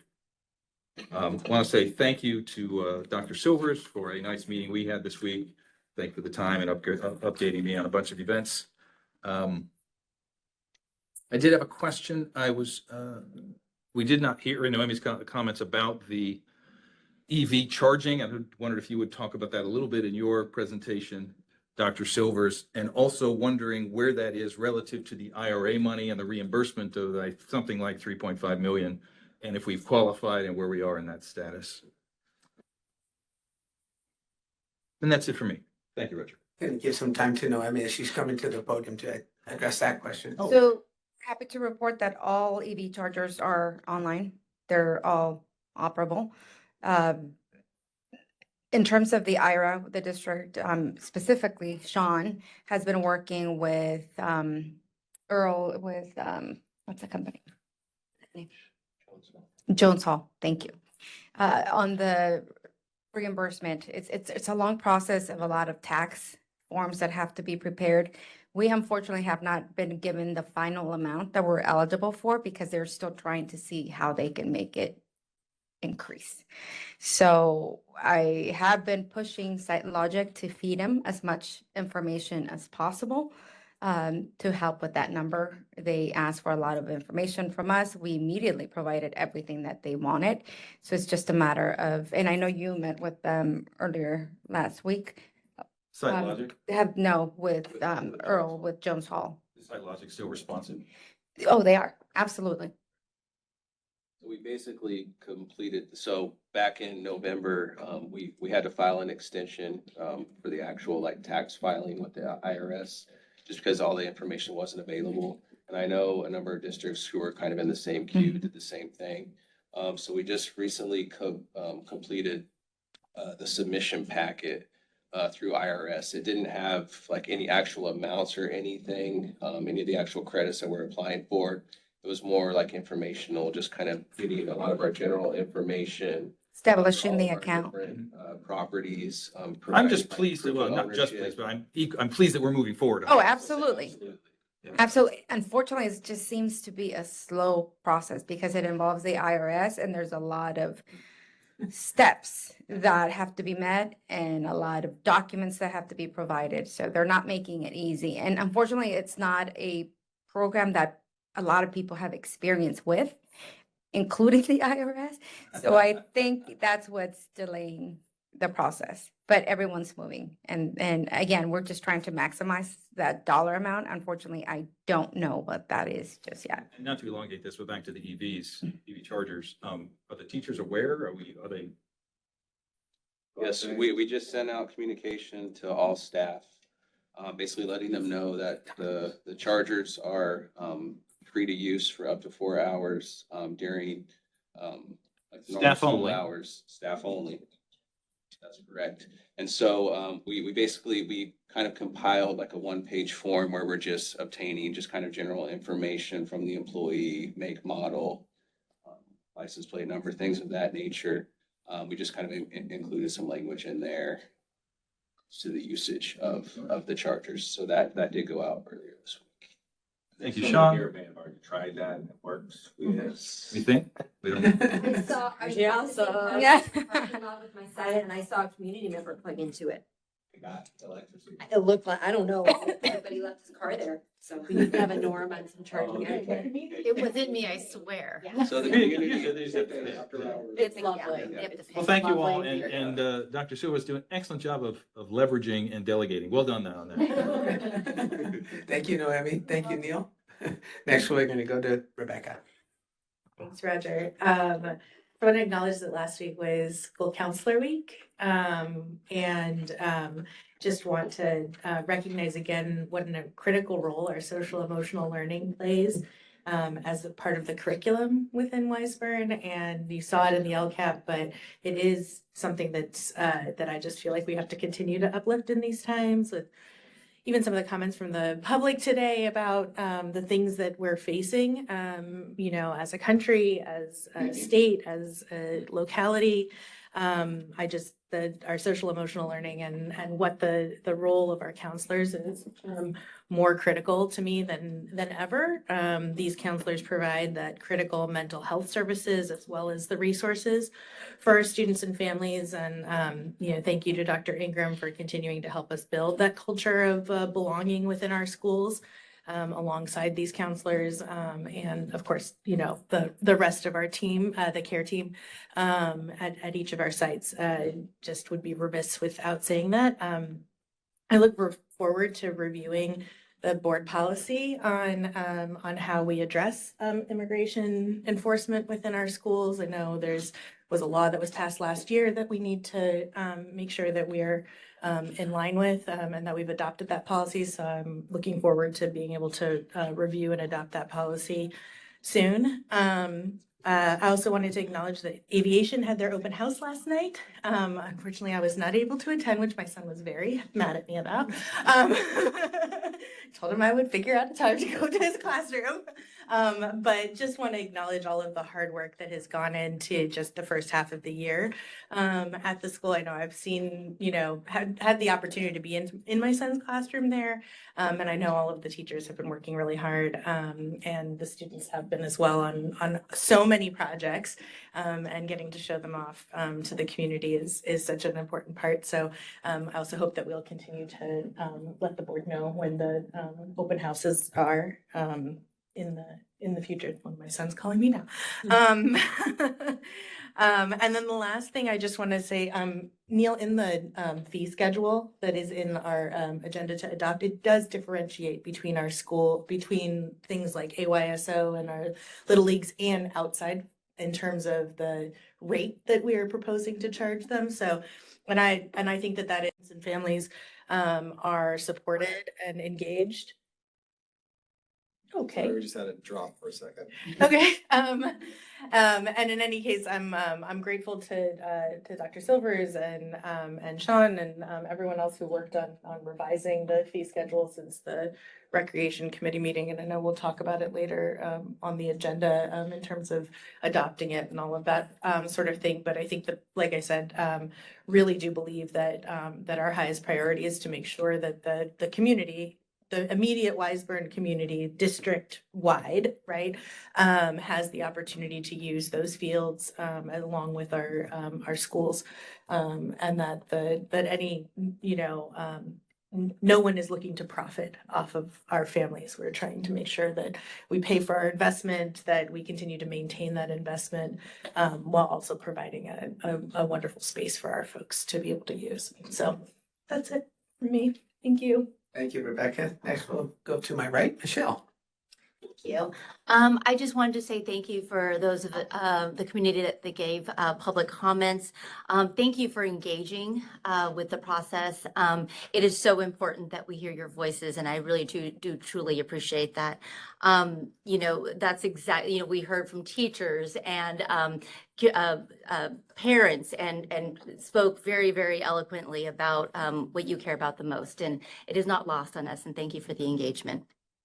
Thank you, Maggie, for the LCAP summary. I know that when we see it, there's so many fabulous, wonderful things to celebrate, but we cannot help but go right into the math. And I feel you, and I also feel that pang of pain when, you know, especially as a teacher, about how close we are. And I just wanted to make sure that we as a board and a district continue to support our teachers. I will say, as an elementary school teacher, and this is not just us, it's you know, the state, the country. And I want to say that you know, I think it goes beyond our teachers. It goes into teacher training as well, and the emphasis that we're putting into the training of teachers for elementary school math. And I know it seems like it shouldn't be that hard, but it's hard. So, so I want to make sure that we always prioritize giving our teachers the support for being able to teach our students and to teach them well at a high level, and to give the teachers the confidence to be able to do that.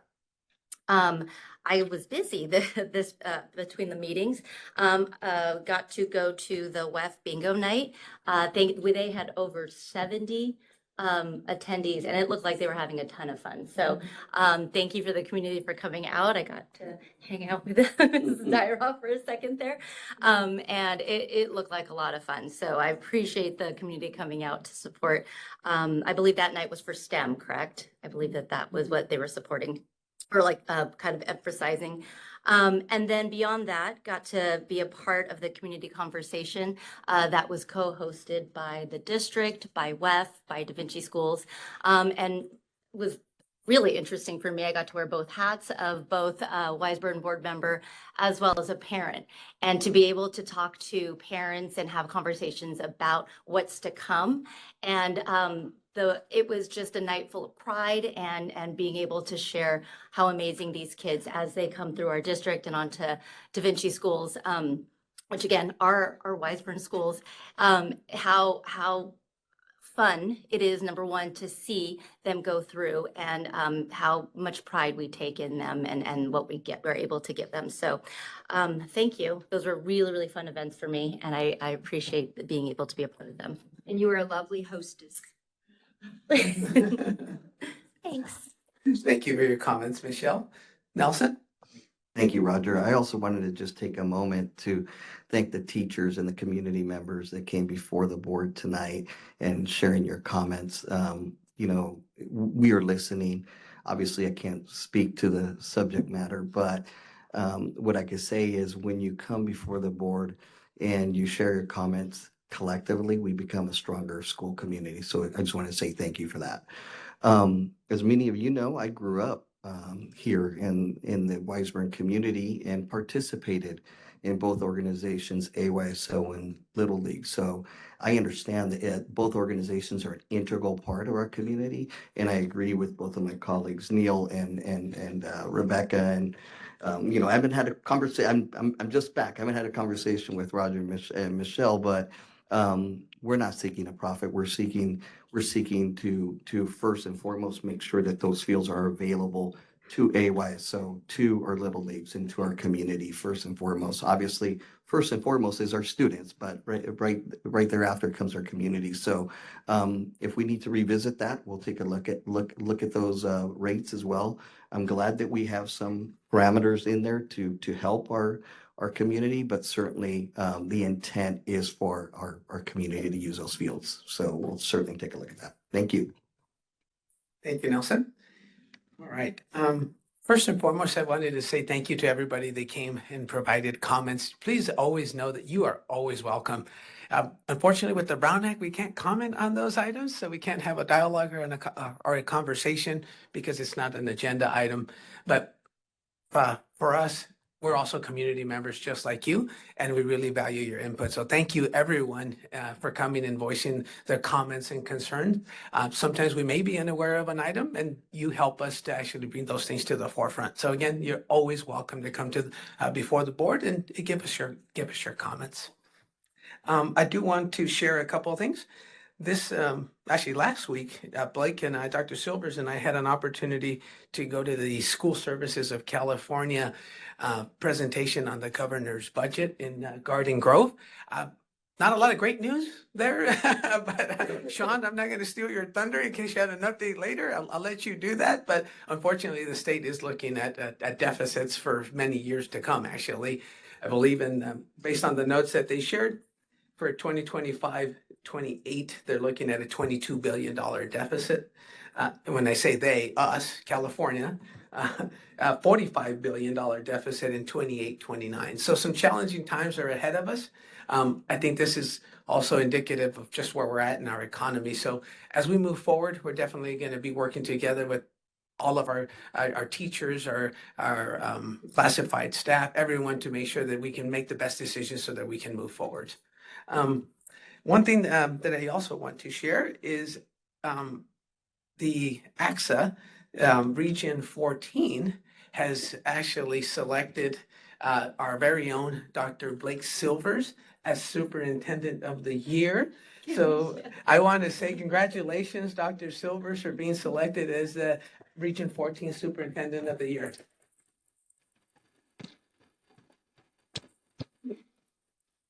Congratulations. Anybody want a bite? I had no idea, I had no involvement with this. I just showed up in front of the desk here. It is truly a privilege to work with Dr. Silvers and really validates to with your colleagues and AXA to be recognized. I'm really proud that you're our district superintendent, Blake. Congratulations on this well-deserved award. The one thing that I'd like to say is that part of the reason I think that he won this award is because he truly cares about the district. I think anyone that's spoken to you or worked with you, Blake, there's no doubt that you care about the Wiseburn community. So thank you. Thank you for everything you do for our community day in and day out. Thank you. Okay. I do have several comments regarding the school, the fees, but I'm going to wait on those comments. That's item 12.3. And when we'll bring that up, I will ask for that item to be shown on the board if you have that. So that's item 12.3. But those are all my comments. And then now we're going to move up to item 7.2, which are school site updates. Do we have a presentation, Blake? No, we're gonna go straight to the math update. We don't. Okay, great. Thank you. That would bring up Maggie. Been visiting a lot of classrooms, working with Holly Compton and pushing into our middle school and creating a plan to, help develop the relationships amongst the middle school teachers. But got to see Desmos in action in most of our classrooms. And so it's great seeing that team just embrace something. A mid-year pilot is hard. Like your routine is off. You're maybe stepping into a unit in the middle of it, and they've done it with such grace. So I look forward to hearing kind of what their feelings are about the text, and then comparative to the Eureka one as well. So we're seeing great growth. Our iReady representative has done a second training with all of our kinders, or not our kinder, because we're doing that training in March. But our 1st through 8th grade teachers, and really honing in and looking at not just the data from the diagnostics, but then creating pathways for the students within their MyPath to make sure our kids are achieving at the highest levels. So just with an onboard, it's gone really smoothly by the great work that our teachers are, just embracing this new tool and utilizing it in every way that they can from what they've learned through the training. So it's great to see those things happening. Thank you. Yeah. And an observation, trying to look at this as an objective third party, because we're so emotional. I know all of us are emotionally invested as you are in math. I think what I heard you say was over the past few years, we had an adoption at the elementary level. We have put energy into training at the elementary level, more so than the middle school. Mm-hmm. We're now moving to that. Right.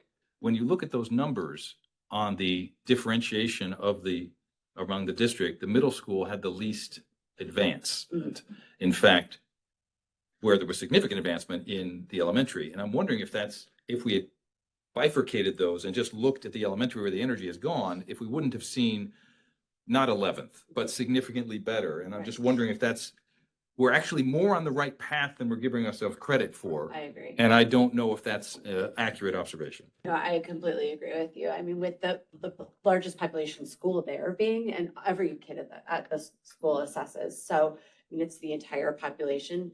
So what are we doing? I mean, I've talked to Ms. Wolberg and, you know, they're having conversations amongst her instructional, like her guiding coalition about potential schedule changes to help meet the needs of the students that we have. And so those things are being discussed and talked about as a team, just the actions haven't gone quite there yet. So I expect in a year from now to be standing up with a new tool and a whole different set of results based on that. And the So goal I is sure the hope adoption this year? we hope to adopt at the end of this year to begin next Recommendation school as year. such. Okay. Yeah, so it's a little bit of a rush, but we saw the urgency knowing those initial scores and our CASP scores.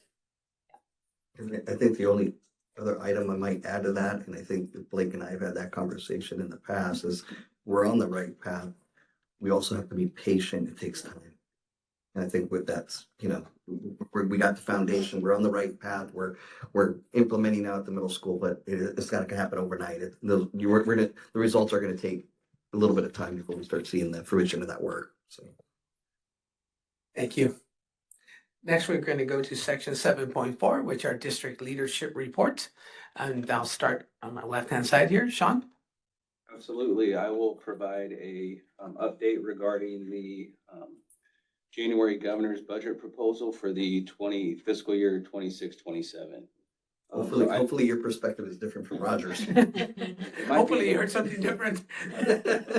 It might be different. I attended the Budget Perspectives workshop at LACO, and that one's put on by Capital Advisors Group. So the tone is definitely cautiously optimistic. There was some agreement that there is the state revenue growth is projected to be strong.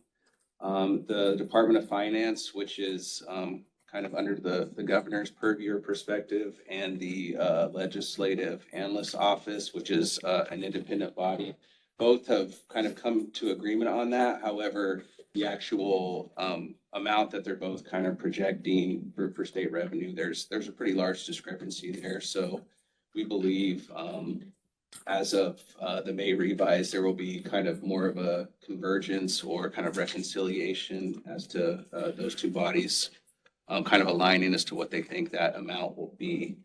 And so we've seen that that cautious optimism kind of translate into a slightly lower cost of living adjustment than what we had budgeted for at first interim.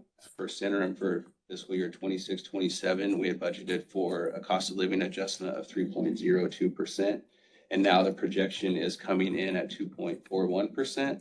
So that's a reduction of about 0.61% in that cost of living adjustment proposed.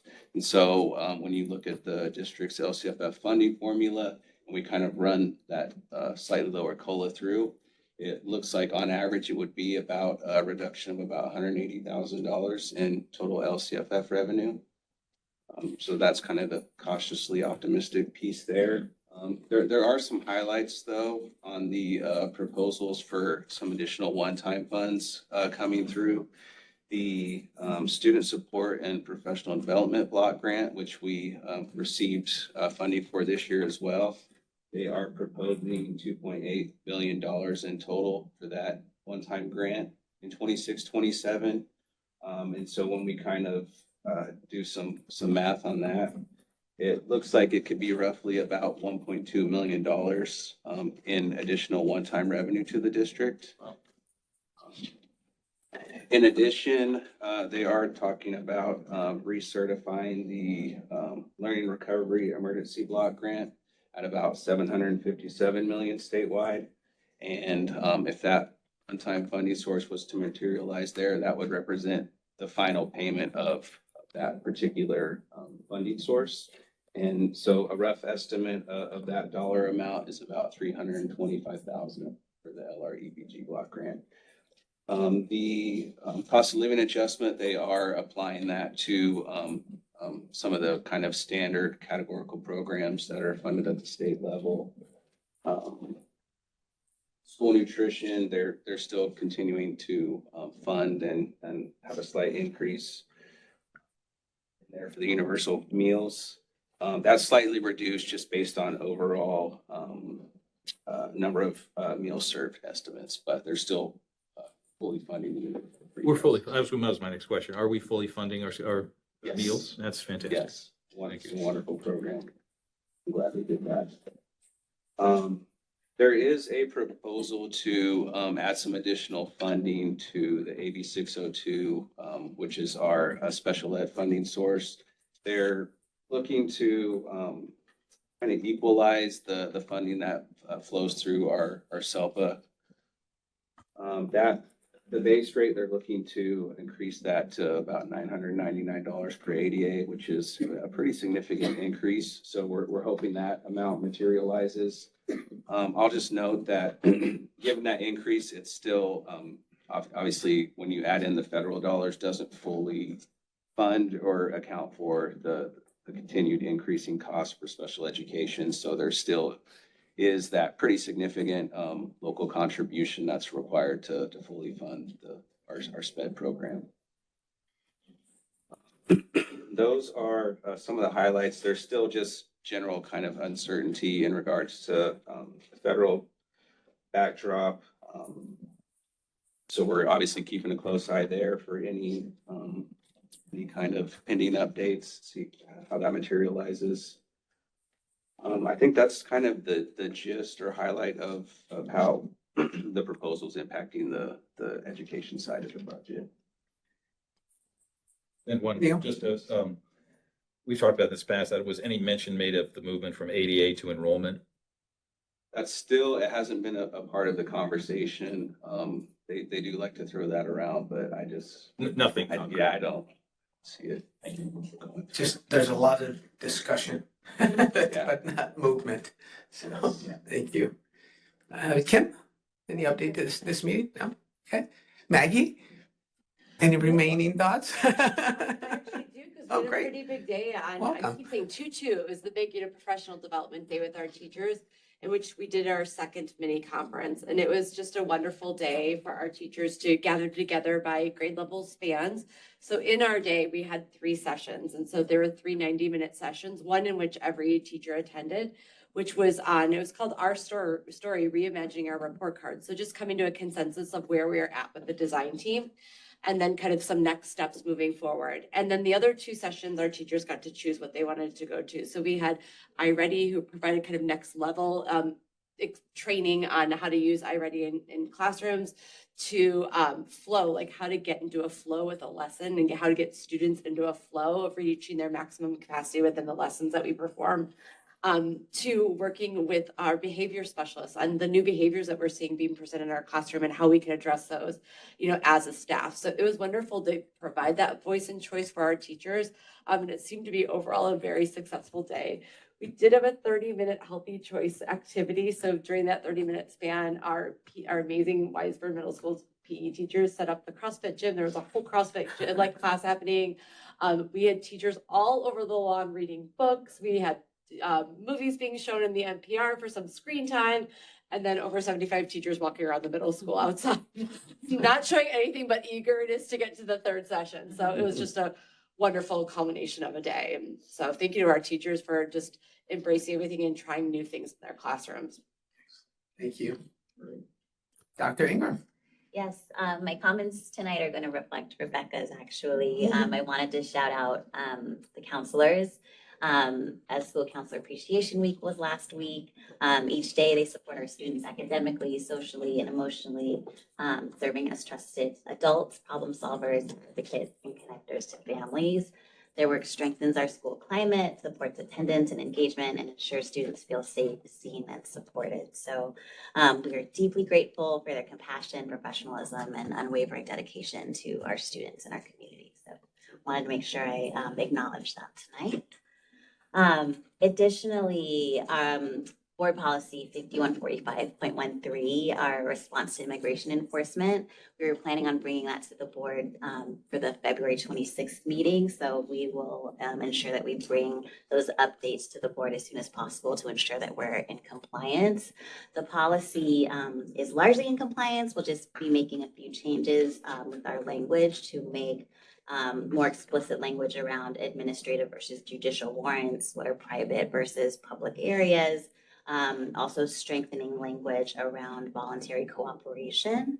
And then the fourth piece is parent communication and language. And so while you haven't seen those updates in our policy yet, our protocols have been updated and our office staff were trained on those updated protocols this week. And thank you, Dr. Ingram, for the update. I know on our meeting on February 26th has been canceled, and we do have some meeting dates. Right now, our next meeting will be March 12th, and then we have a couple of meetings, May 14th and June 10th, that we're going to look at some revised dates, but we do have several other meetings in between. And Wendy, we are going to ask you to do a poll, please, so that we can reschedule those meetings. Thank you. Next, I'm going to go to Dr. Dougal. Thank you. Good evening, everyone. I wanted to take a moment to clarify a comment I made at the January 15th board meeting, specifically to distinguish between the evaluation design team and the evaluation committee. So just kind of to make it clear, the evaluation design team was or is a district facilitated group that will be the broader group looking at different prototypes and gathering input for our new evaluation process. This is the contract that was also approved by the district, by the board, sorry, at the last meeting. And so there is an additional cost to it. And the cost comes with specific expertise around the evaluation process and helping to facilitate those meetings. And then the evaluation committee, this is a joint committee established through the MOU that was approved at the October, but the November board meeting. And so this group will take the information from the design team and then review it. And then the committee will ultimately develop the recommendations that come and get negotiated and bargained for when we redo the evaluation. So just wanted to make it clear that there are two distinct groups there, the evaluation design team, which is district facilitated, and the evaluation committee, which is a joint venture with WFA and the district. So I just wanted to make that clear that there is distinction between those two. Thank you. Dr. Silvers. I have a lot of updates today. I do want to start with Aviation's open house. I just, that was really, really fantastic. I had a chance to get in every classroom, I think. It goes so fast, an hour goes so fast, but there was a huge turnout of parents. Obviously, our community is really, really engaged, with the teachers and support staff, and the classrooms just looked fantastic. So I just want to thank, the teachers and the staff and Summer Graves for that support, of course, the families for being there and just some of the conversations you hear between student and family. It's like one of those things where you're like, it's pretty rewarding. It's really rewarding to see that and that there's that opportunity with the work that they're doing in class to have these meaningful conversations. So I just really, it's a heartfelt night for sure. And I look forward to, 3 or 4 more of those and maybe some Da Vinci ones too. So, here we go into that part of the year. Also want to say I had an opportunity, it was last week or the week before, I'm part of LMU's Dean's Innovation and Leadership Committee, and the topic of the last meeting was AI.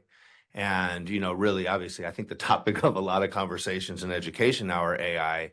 It really makes us have to think about, how are we utilizing and leveraging AI to help support, our staff, our teachers, and our students, but also just the safe, ethical use of such tool, right? Especially when it's accessible to kids as young as who get on devices. So we've just got to be really careful there. Definitely have some good resources to continue that work. Certainly this is one of those areas I don't know that we want to be the tip of the spear on it. You kind of want to see how things go, and then we'll start sort of picking up where maybe other people not fail or, maybe where they stumble. So we don't stumble in those areas and that we're just being a little bit more judicious and cautious. But just really interesting stuff. There's a lot going on, as I'm sure you could imagine.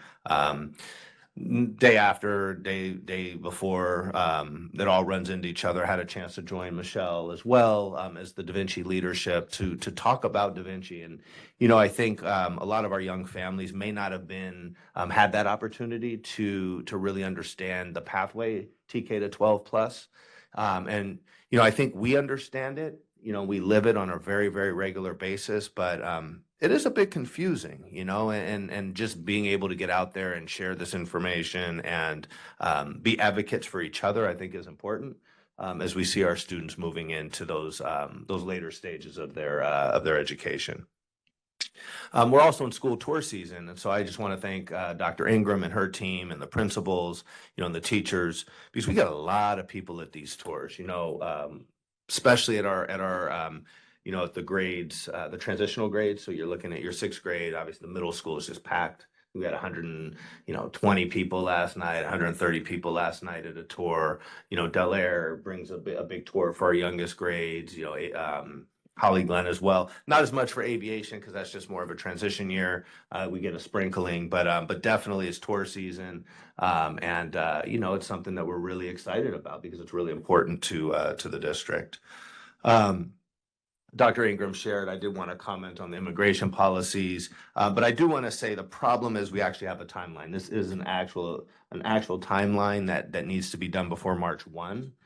So we may have to do a special meeting, just get at least 3 board members together. So let us kind of get back to the drawing board on that to try and get a meeting together so that we can get those policies updated for the board and get them operational. So we'll more to come on that. I think we just kind of connected that Dr. Ingram didn't realize we weren't having the board meeting. So anyway, we have to move forward and get that done. Want to talk a little bit about the LCAP as well. Maggie, I think the great presentation today, and Nelson, I'm kind of going to piggyback off what you said, just in terms of math. I know we want to see, pretty stark increases, but the reality is that a lot of the work happens, under the hood and in the systems that help push students forward and help push teaching and learning forward. And it's not immediate. It's not something that happens overnight. It's really the collection of work that we do on a regular basis, on a daily basis, on an annual basis. And I think we're seeing great gains.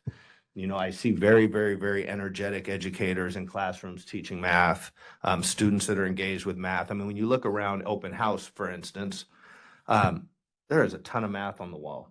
You see student thinking, you see all of that. So I just want to, and I have to sort of temper myself because obviously, you see scores and it's hard, that's what gets published. But the reality is that there's a lot of good work happening, a lot of improvement happening, and a lot of happy kids doing math. So, we're just going to continue to move forward. Again, really thankful to the teachers for the work that they're doing. And want to chat about the field a little bit. I'm going to transition. We had a recreation committee meeting. I think, Rebecca had shared that. Since then, I have had opportunity to speak to a number of community members related to the field usage, the cost. And I think we heard from the board, but, I was with many of us here, we spent weekend after weekend after weekend knocking on doors, talking to community members as we were looking to pass Measure EE, and it's not lost on me. It's not lost on us how important this field is for the community. That in all of our conversations regarding this field, regarding Measure EE, it was for our community leagues, of course, for our schools, but it was for our AYSO programs. It was for our Little League programs. It wasn't for programs that are coming from another area to come use a field. We didn't build this field so that we could bring in, private organizations to use the field. That was never the intent. This intent is us to find a way to be able to maintain this long term for those community groups that have called these fields home for a long, long time. And, we've had a lack of fields for a lot of years. So, I just want to stress that. I think there's a lot of good conversations that we're going to have ahead. I can't wait myself to see on a Saturday or a Sunday Little League and AYSO kicking a ball, swinging a bat, whatever it is, softball and all the things. That's going to be a great day. It's going to be a long awaited day. It's going to be an exciting day. I just can't wait. I just really, really can't wait. So look forward to those continued dialogues. Look forward to working with the teams on that. I had a chance to actually tour the field. It is going to be hard to find a field anywhere around us that's going to match the beautiful like environment that our kids are going to be able to play on. I mean, you can't see it from afar and feel the same ways when you stand in the middle of it and actually get to absorb. It's massive. It's huge. It's just pretty. Do you refer to fields as pretty? I think you could, right? It's pretty. It is. It's a beautiful field. And I mean, it's just going to be really, really awesome to see, our students go there. I could see, walking field trips from elementary school and all those things. So anyway, I just want to say that. And then I just want to say, thank you, Roger, for acknowledging, my award. I'm not an awards person. I don't think I've ever won an award before. So this is something. But I have to say, and I'm going to be cliche here and just err on the side of being that way, is that this is not about Blake at all. This is really about the people that were in this room earlier. It's about the people that made comments today earlier. It's about you all sitting at the dais today because, this is a collection of wins and progress that we've made over the years. And just, it is a, truly a remarkable place to be, to work, and show up every day. So thank you to you all. Thank you to the team. And let's go win some more awards somewhere. Thank you, Blake.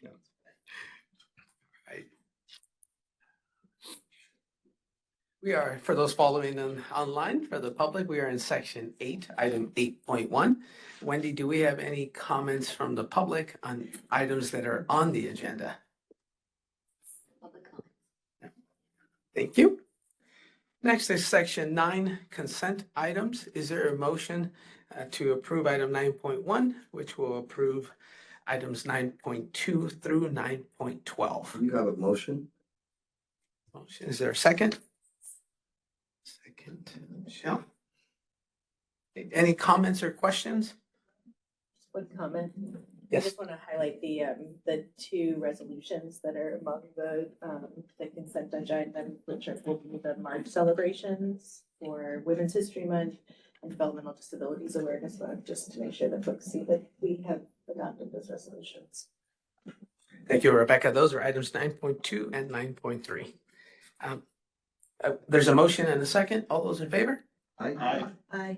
Thank you. Motion carries 5-0. Section 10, item 10.1 is to approve comprehensive school safety plans for the 2025-26 school year. Is there a motion?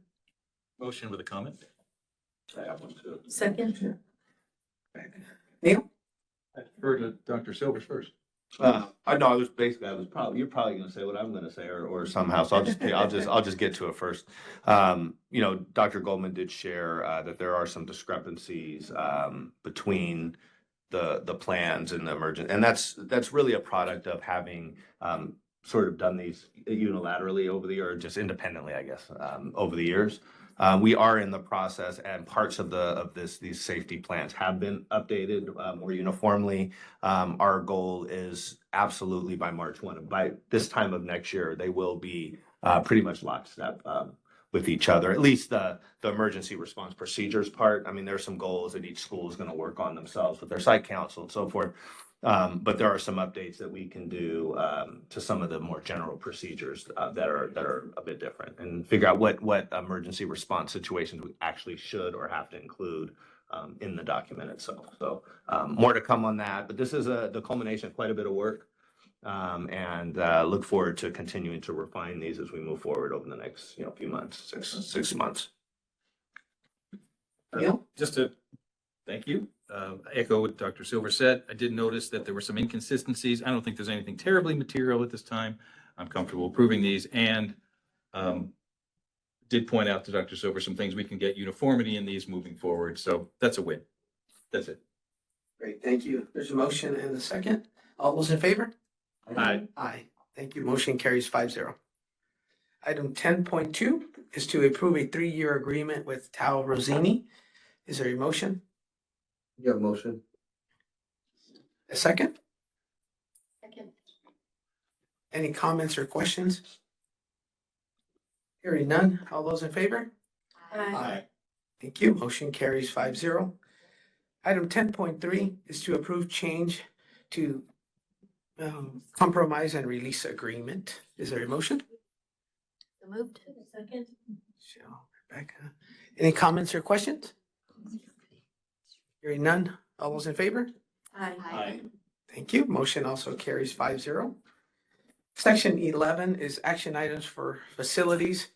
I'd like to take items 10.1 and 10.2 together. Is there a motion? It's 11-1. I'm sorry, 11.1 and 11.2. Yes. Motion.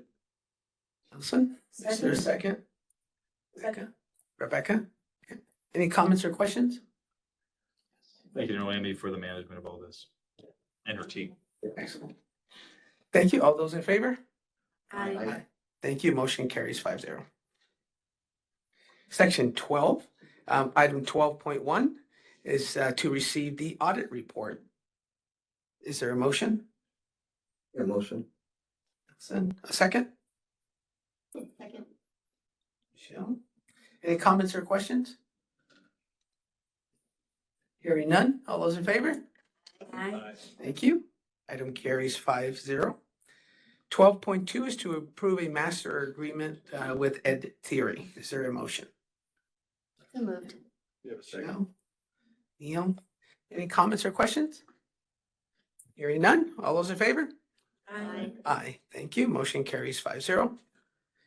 Item 12.3 is to adopt the updated schedule of fees charged for community use of school facilities and grounds effective March 1st, 2026. Is there a motion so we can commence discussion on this item? So moved. Becca, a second? Second. Nelson. Great. I kind of waited to the very end, so I'll go ahead and start. This item, can you please bring that item up so that we can see the fee schedules? Like for those that are following up, I'd like to share that with the public as well. I think my colleagues and Dr. Silvers, we've all at different points shared our perspective with regards to the fields. I wanted to share my thoughts as well. I'd like for our community to just understand these are your fields. This is where we live. This is not a profit center by any means. Our biggest hope is that we can break even, to be quite frank with you. Noemi mentioned earlier the total hard construction cost of the field project in particular is of the new Wiseburn Sports Complex is $16.6 million. What a lot of people don't realize as well is that there's also soft costs associated with that project, roughly about 25% in soft costs. So this project is actually coming in at about $20 million for the execution of it. We're incredibly grateful to our community for the passage of Measure EE. Without our community, this project wouldn't exist. I mean, we cannot make up that kind of money, and we're incredibly proud and for what's to come and what is being built there. The fees are really intended to just cover costs for maintenance and future replacement. This is such an amazing project, and it's just one of many, many fields. So the schedule that I don't know. Are you going to be able to bring that up?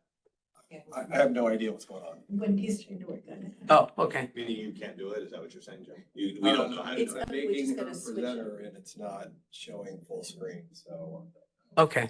So I just wanted to, well, I'll just make comments. I've seen it. I've reviewed it. Just wanted to share with the community that the rates are also, there's a specific rate for like civic groups. There's also specific rates for our leagues, but there's also a different rate for outside leagues. And those rates for outside leagues are significantly more expensive. And if it was up here, you would see those rates are actually double of what we're charging our internal. Again, it's not, thank you, there it is. So as you can see, the category one, there's a category one for free use direct costs is category 2. And there's a big description as we read down the bottom, but you can see the soccer field for the regulation, $145 for use, and that's per hour, but for an outside is at $250. So these rates are significantly different. And again, we're trying to charge the rates so that we can maintain the fields. I mean, I've raised myself 4 boys that have played in our Wiseburn fields, and we understand what parenting is about. Community is built around our fields and sports. So I share that because that's what these rates are intended to do. I also have been, and I made no secret about it, when I was raising my boys and I'd sign them up to play at the Redondo Beach Youth Center, the rates that they charge for non-residents were also higher. And that always annoyed me because I'm also a community member in the South Bay, but yet I had to pay a higher rate. So that's possibly a conversation that we also need to have with our leagues, whether that be Wiseburn Little League or AYSO. Are they looking to charge different rates for Wiseburn residents within district boundaries and outside?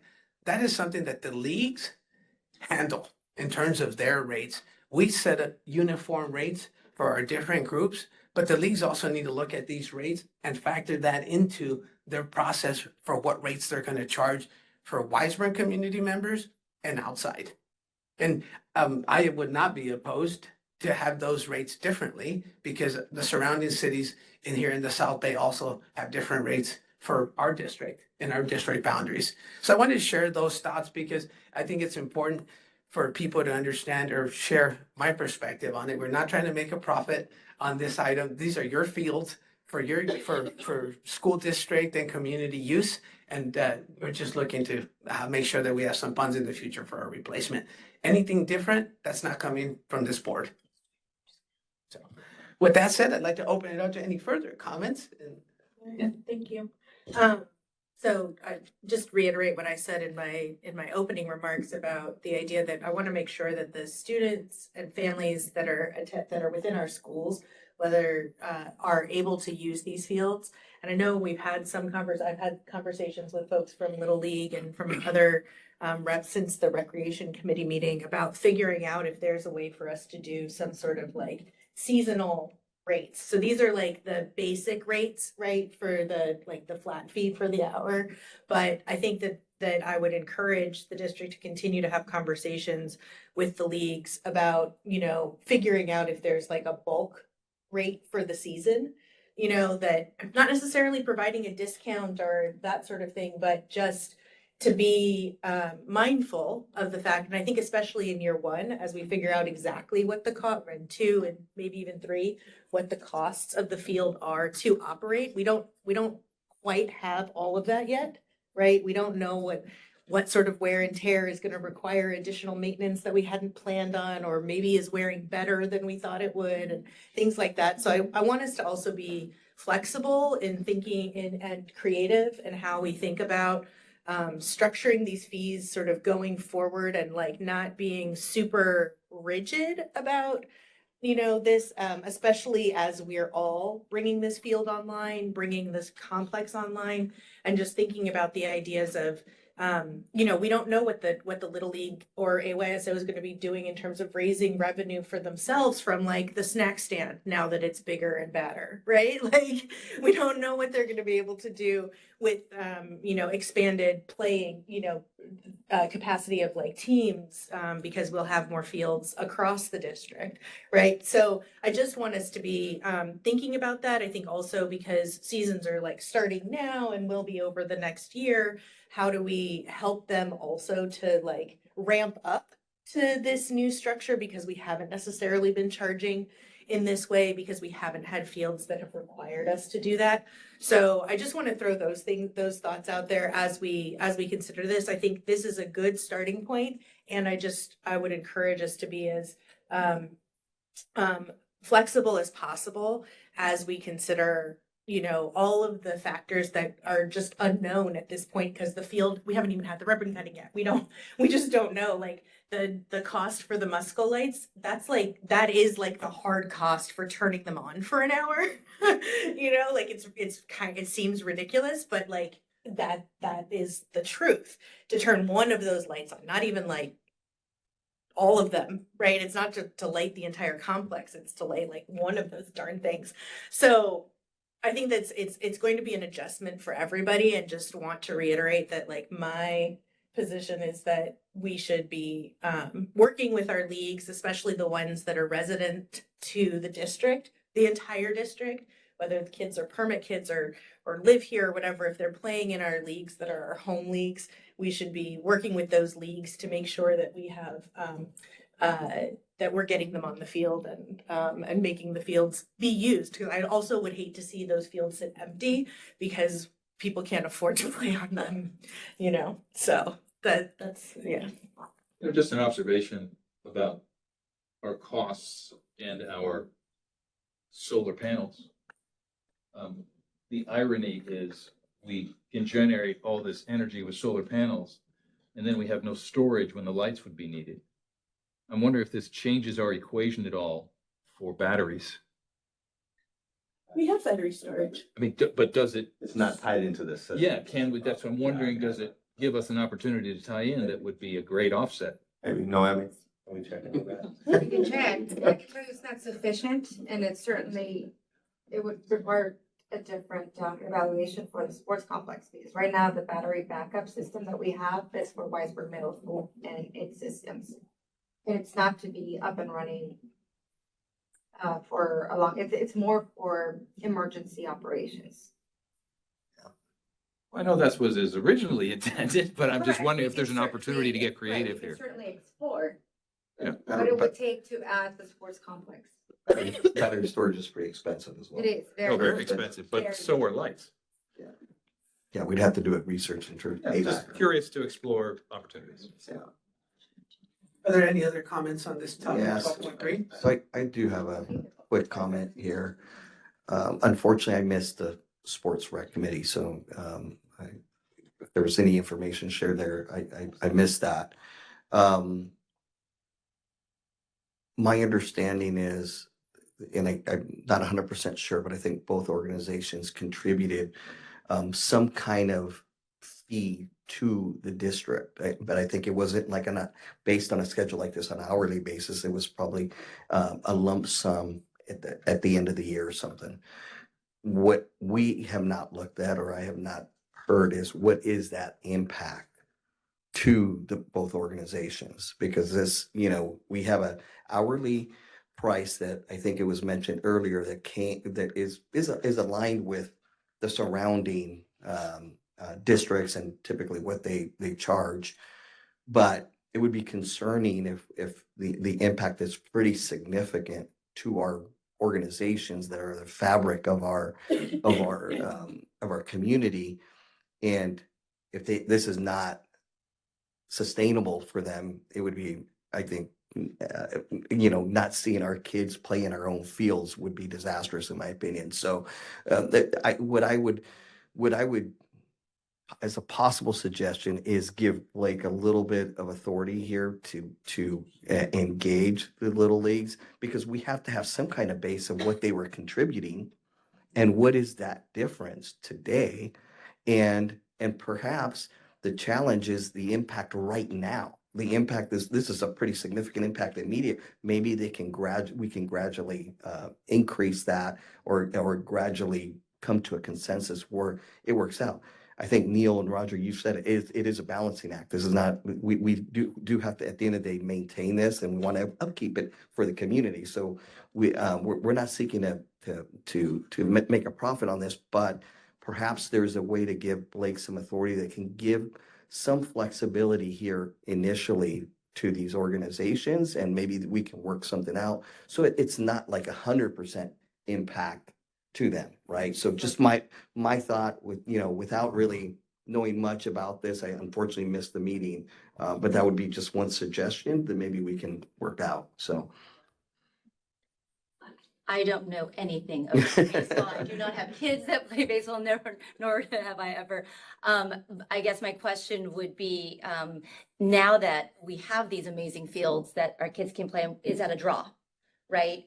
And to your point, is that something that we can build upon and not have this initial, when it is hard to bridge that gap, but with continued time in this field, and people from surrounding areas see that these kids get to play on this amazing field, is that a draw to the program, thus increasing revenue, like the ability to afford the basic cost of being able to be on these fields. So that's a question that I think that is important to look at. But, and to your point, that would be reasonable. Yeah. Blake? Yeah, I was just gonna say, I know we have to have a starting point, for rates. And I also, there's absolutely no question in my mind that we're gonna find solution to this. I mean, this isn't, I think our hearts and minds are all kind of moving towards that same goal, I feel that these are simple conversations, I think, and there's gonna be some use, some different use behavior, to this particular space. And I just say that, historically, Little League or AYSO, they would reserve a field, from, and I'm just going to throw out, it's totally hypothetical, it's sort of it's more like hyperbole, I guess, but from say September to December, from 7 a.m. to 5 p.m. or 6 p.m. on a Saturday. And so we just have to be a little bit more discriminate about taking that time and actually using, scheduling the time that we're using, because you drive by on a Saturday or a Sunday afternoon and nobody's there, yet it's being reserved.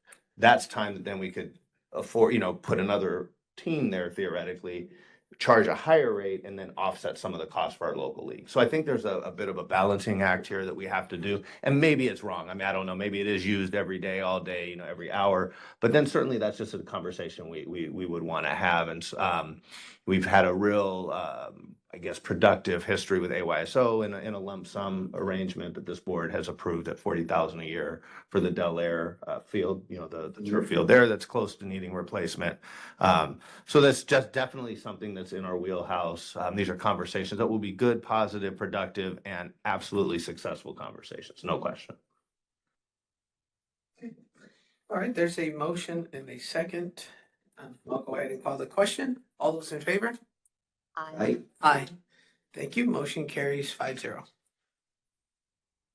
Next item is upcoming dates and event. Looking forward to the holiday on Monday, everyone. So that would be February 16th. And then we are going to work on scheduling our next board meeting before March 1st, based on those deadlines. It's a quick one. We could just do a real quick one. Yeah. Okay. And Blake, do we have a need for a second closed session? We don't. We do not. With that said, is there a motion to adjourn?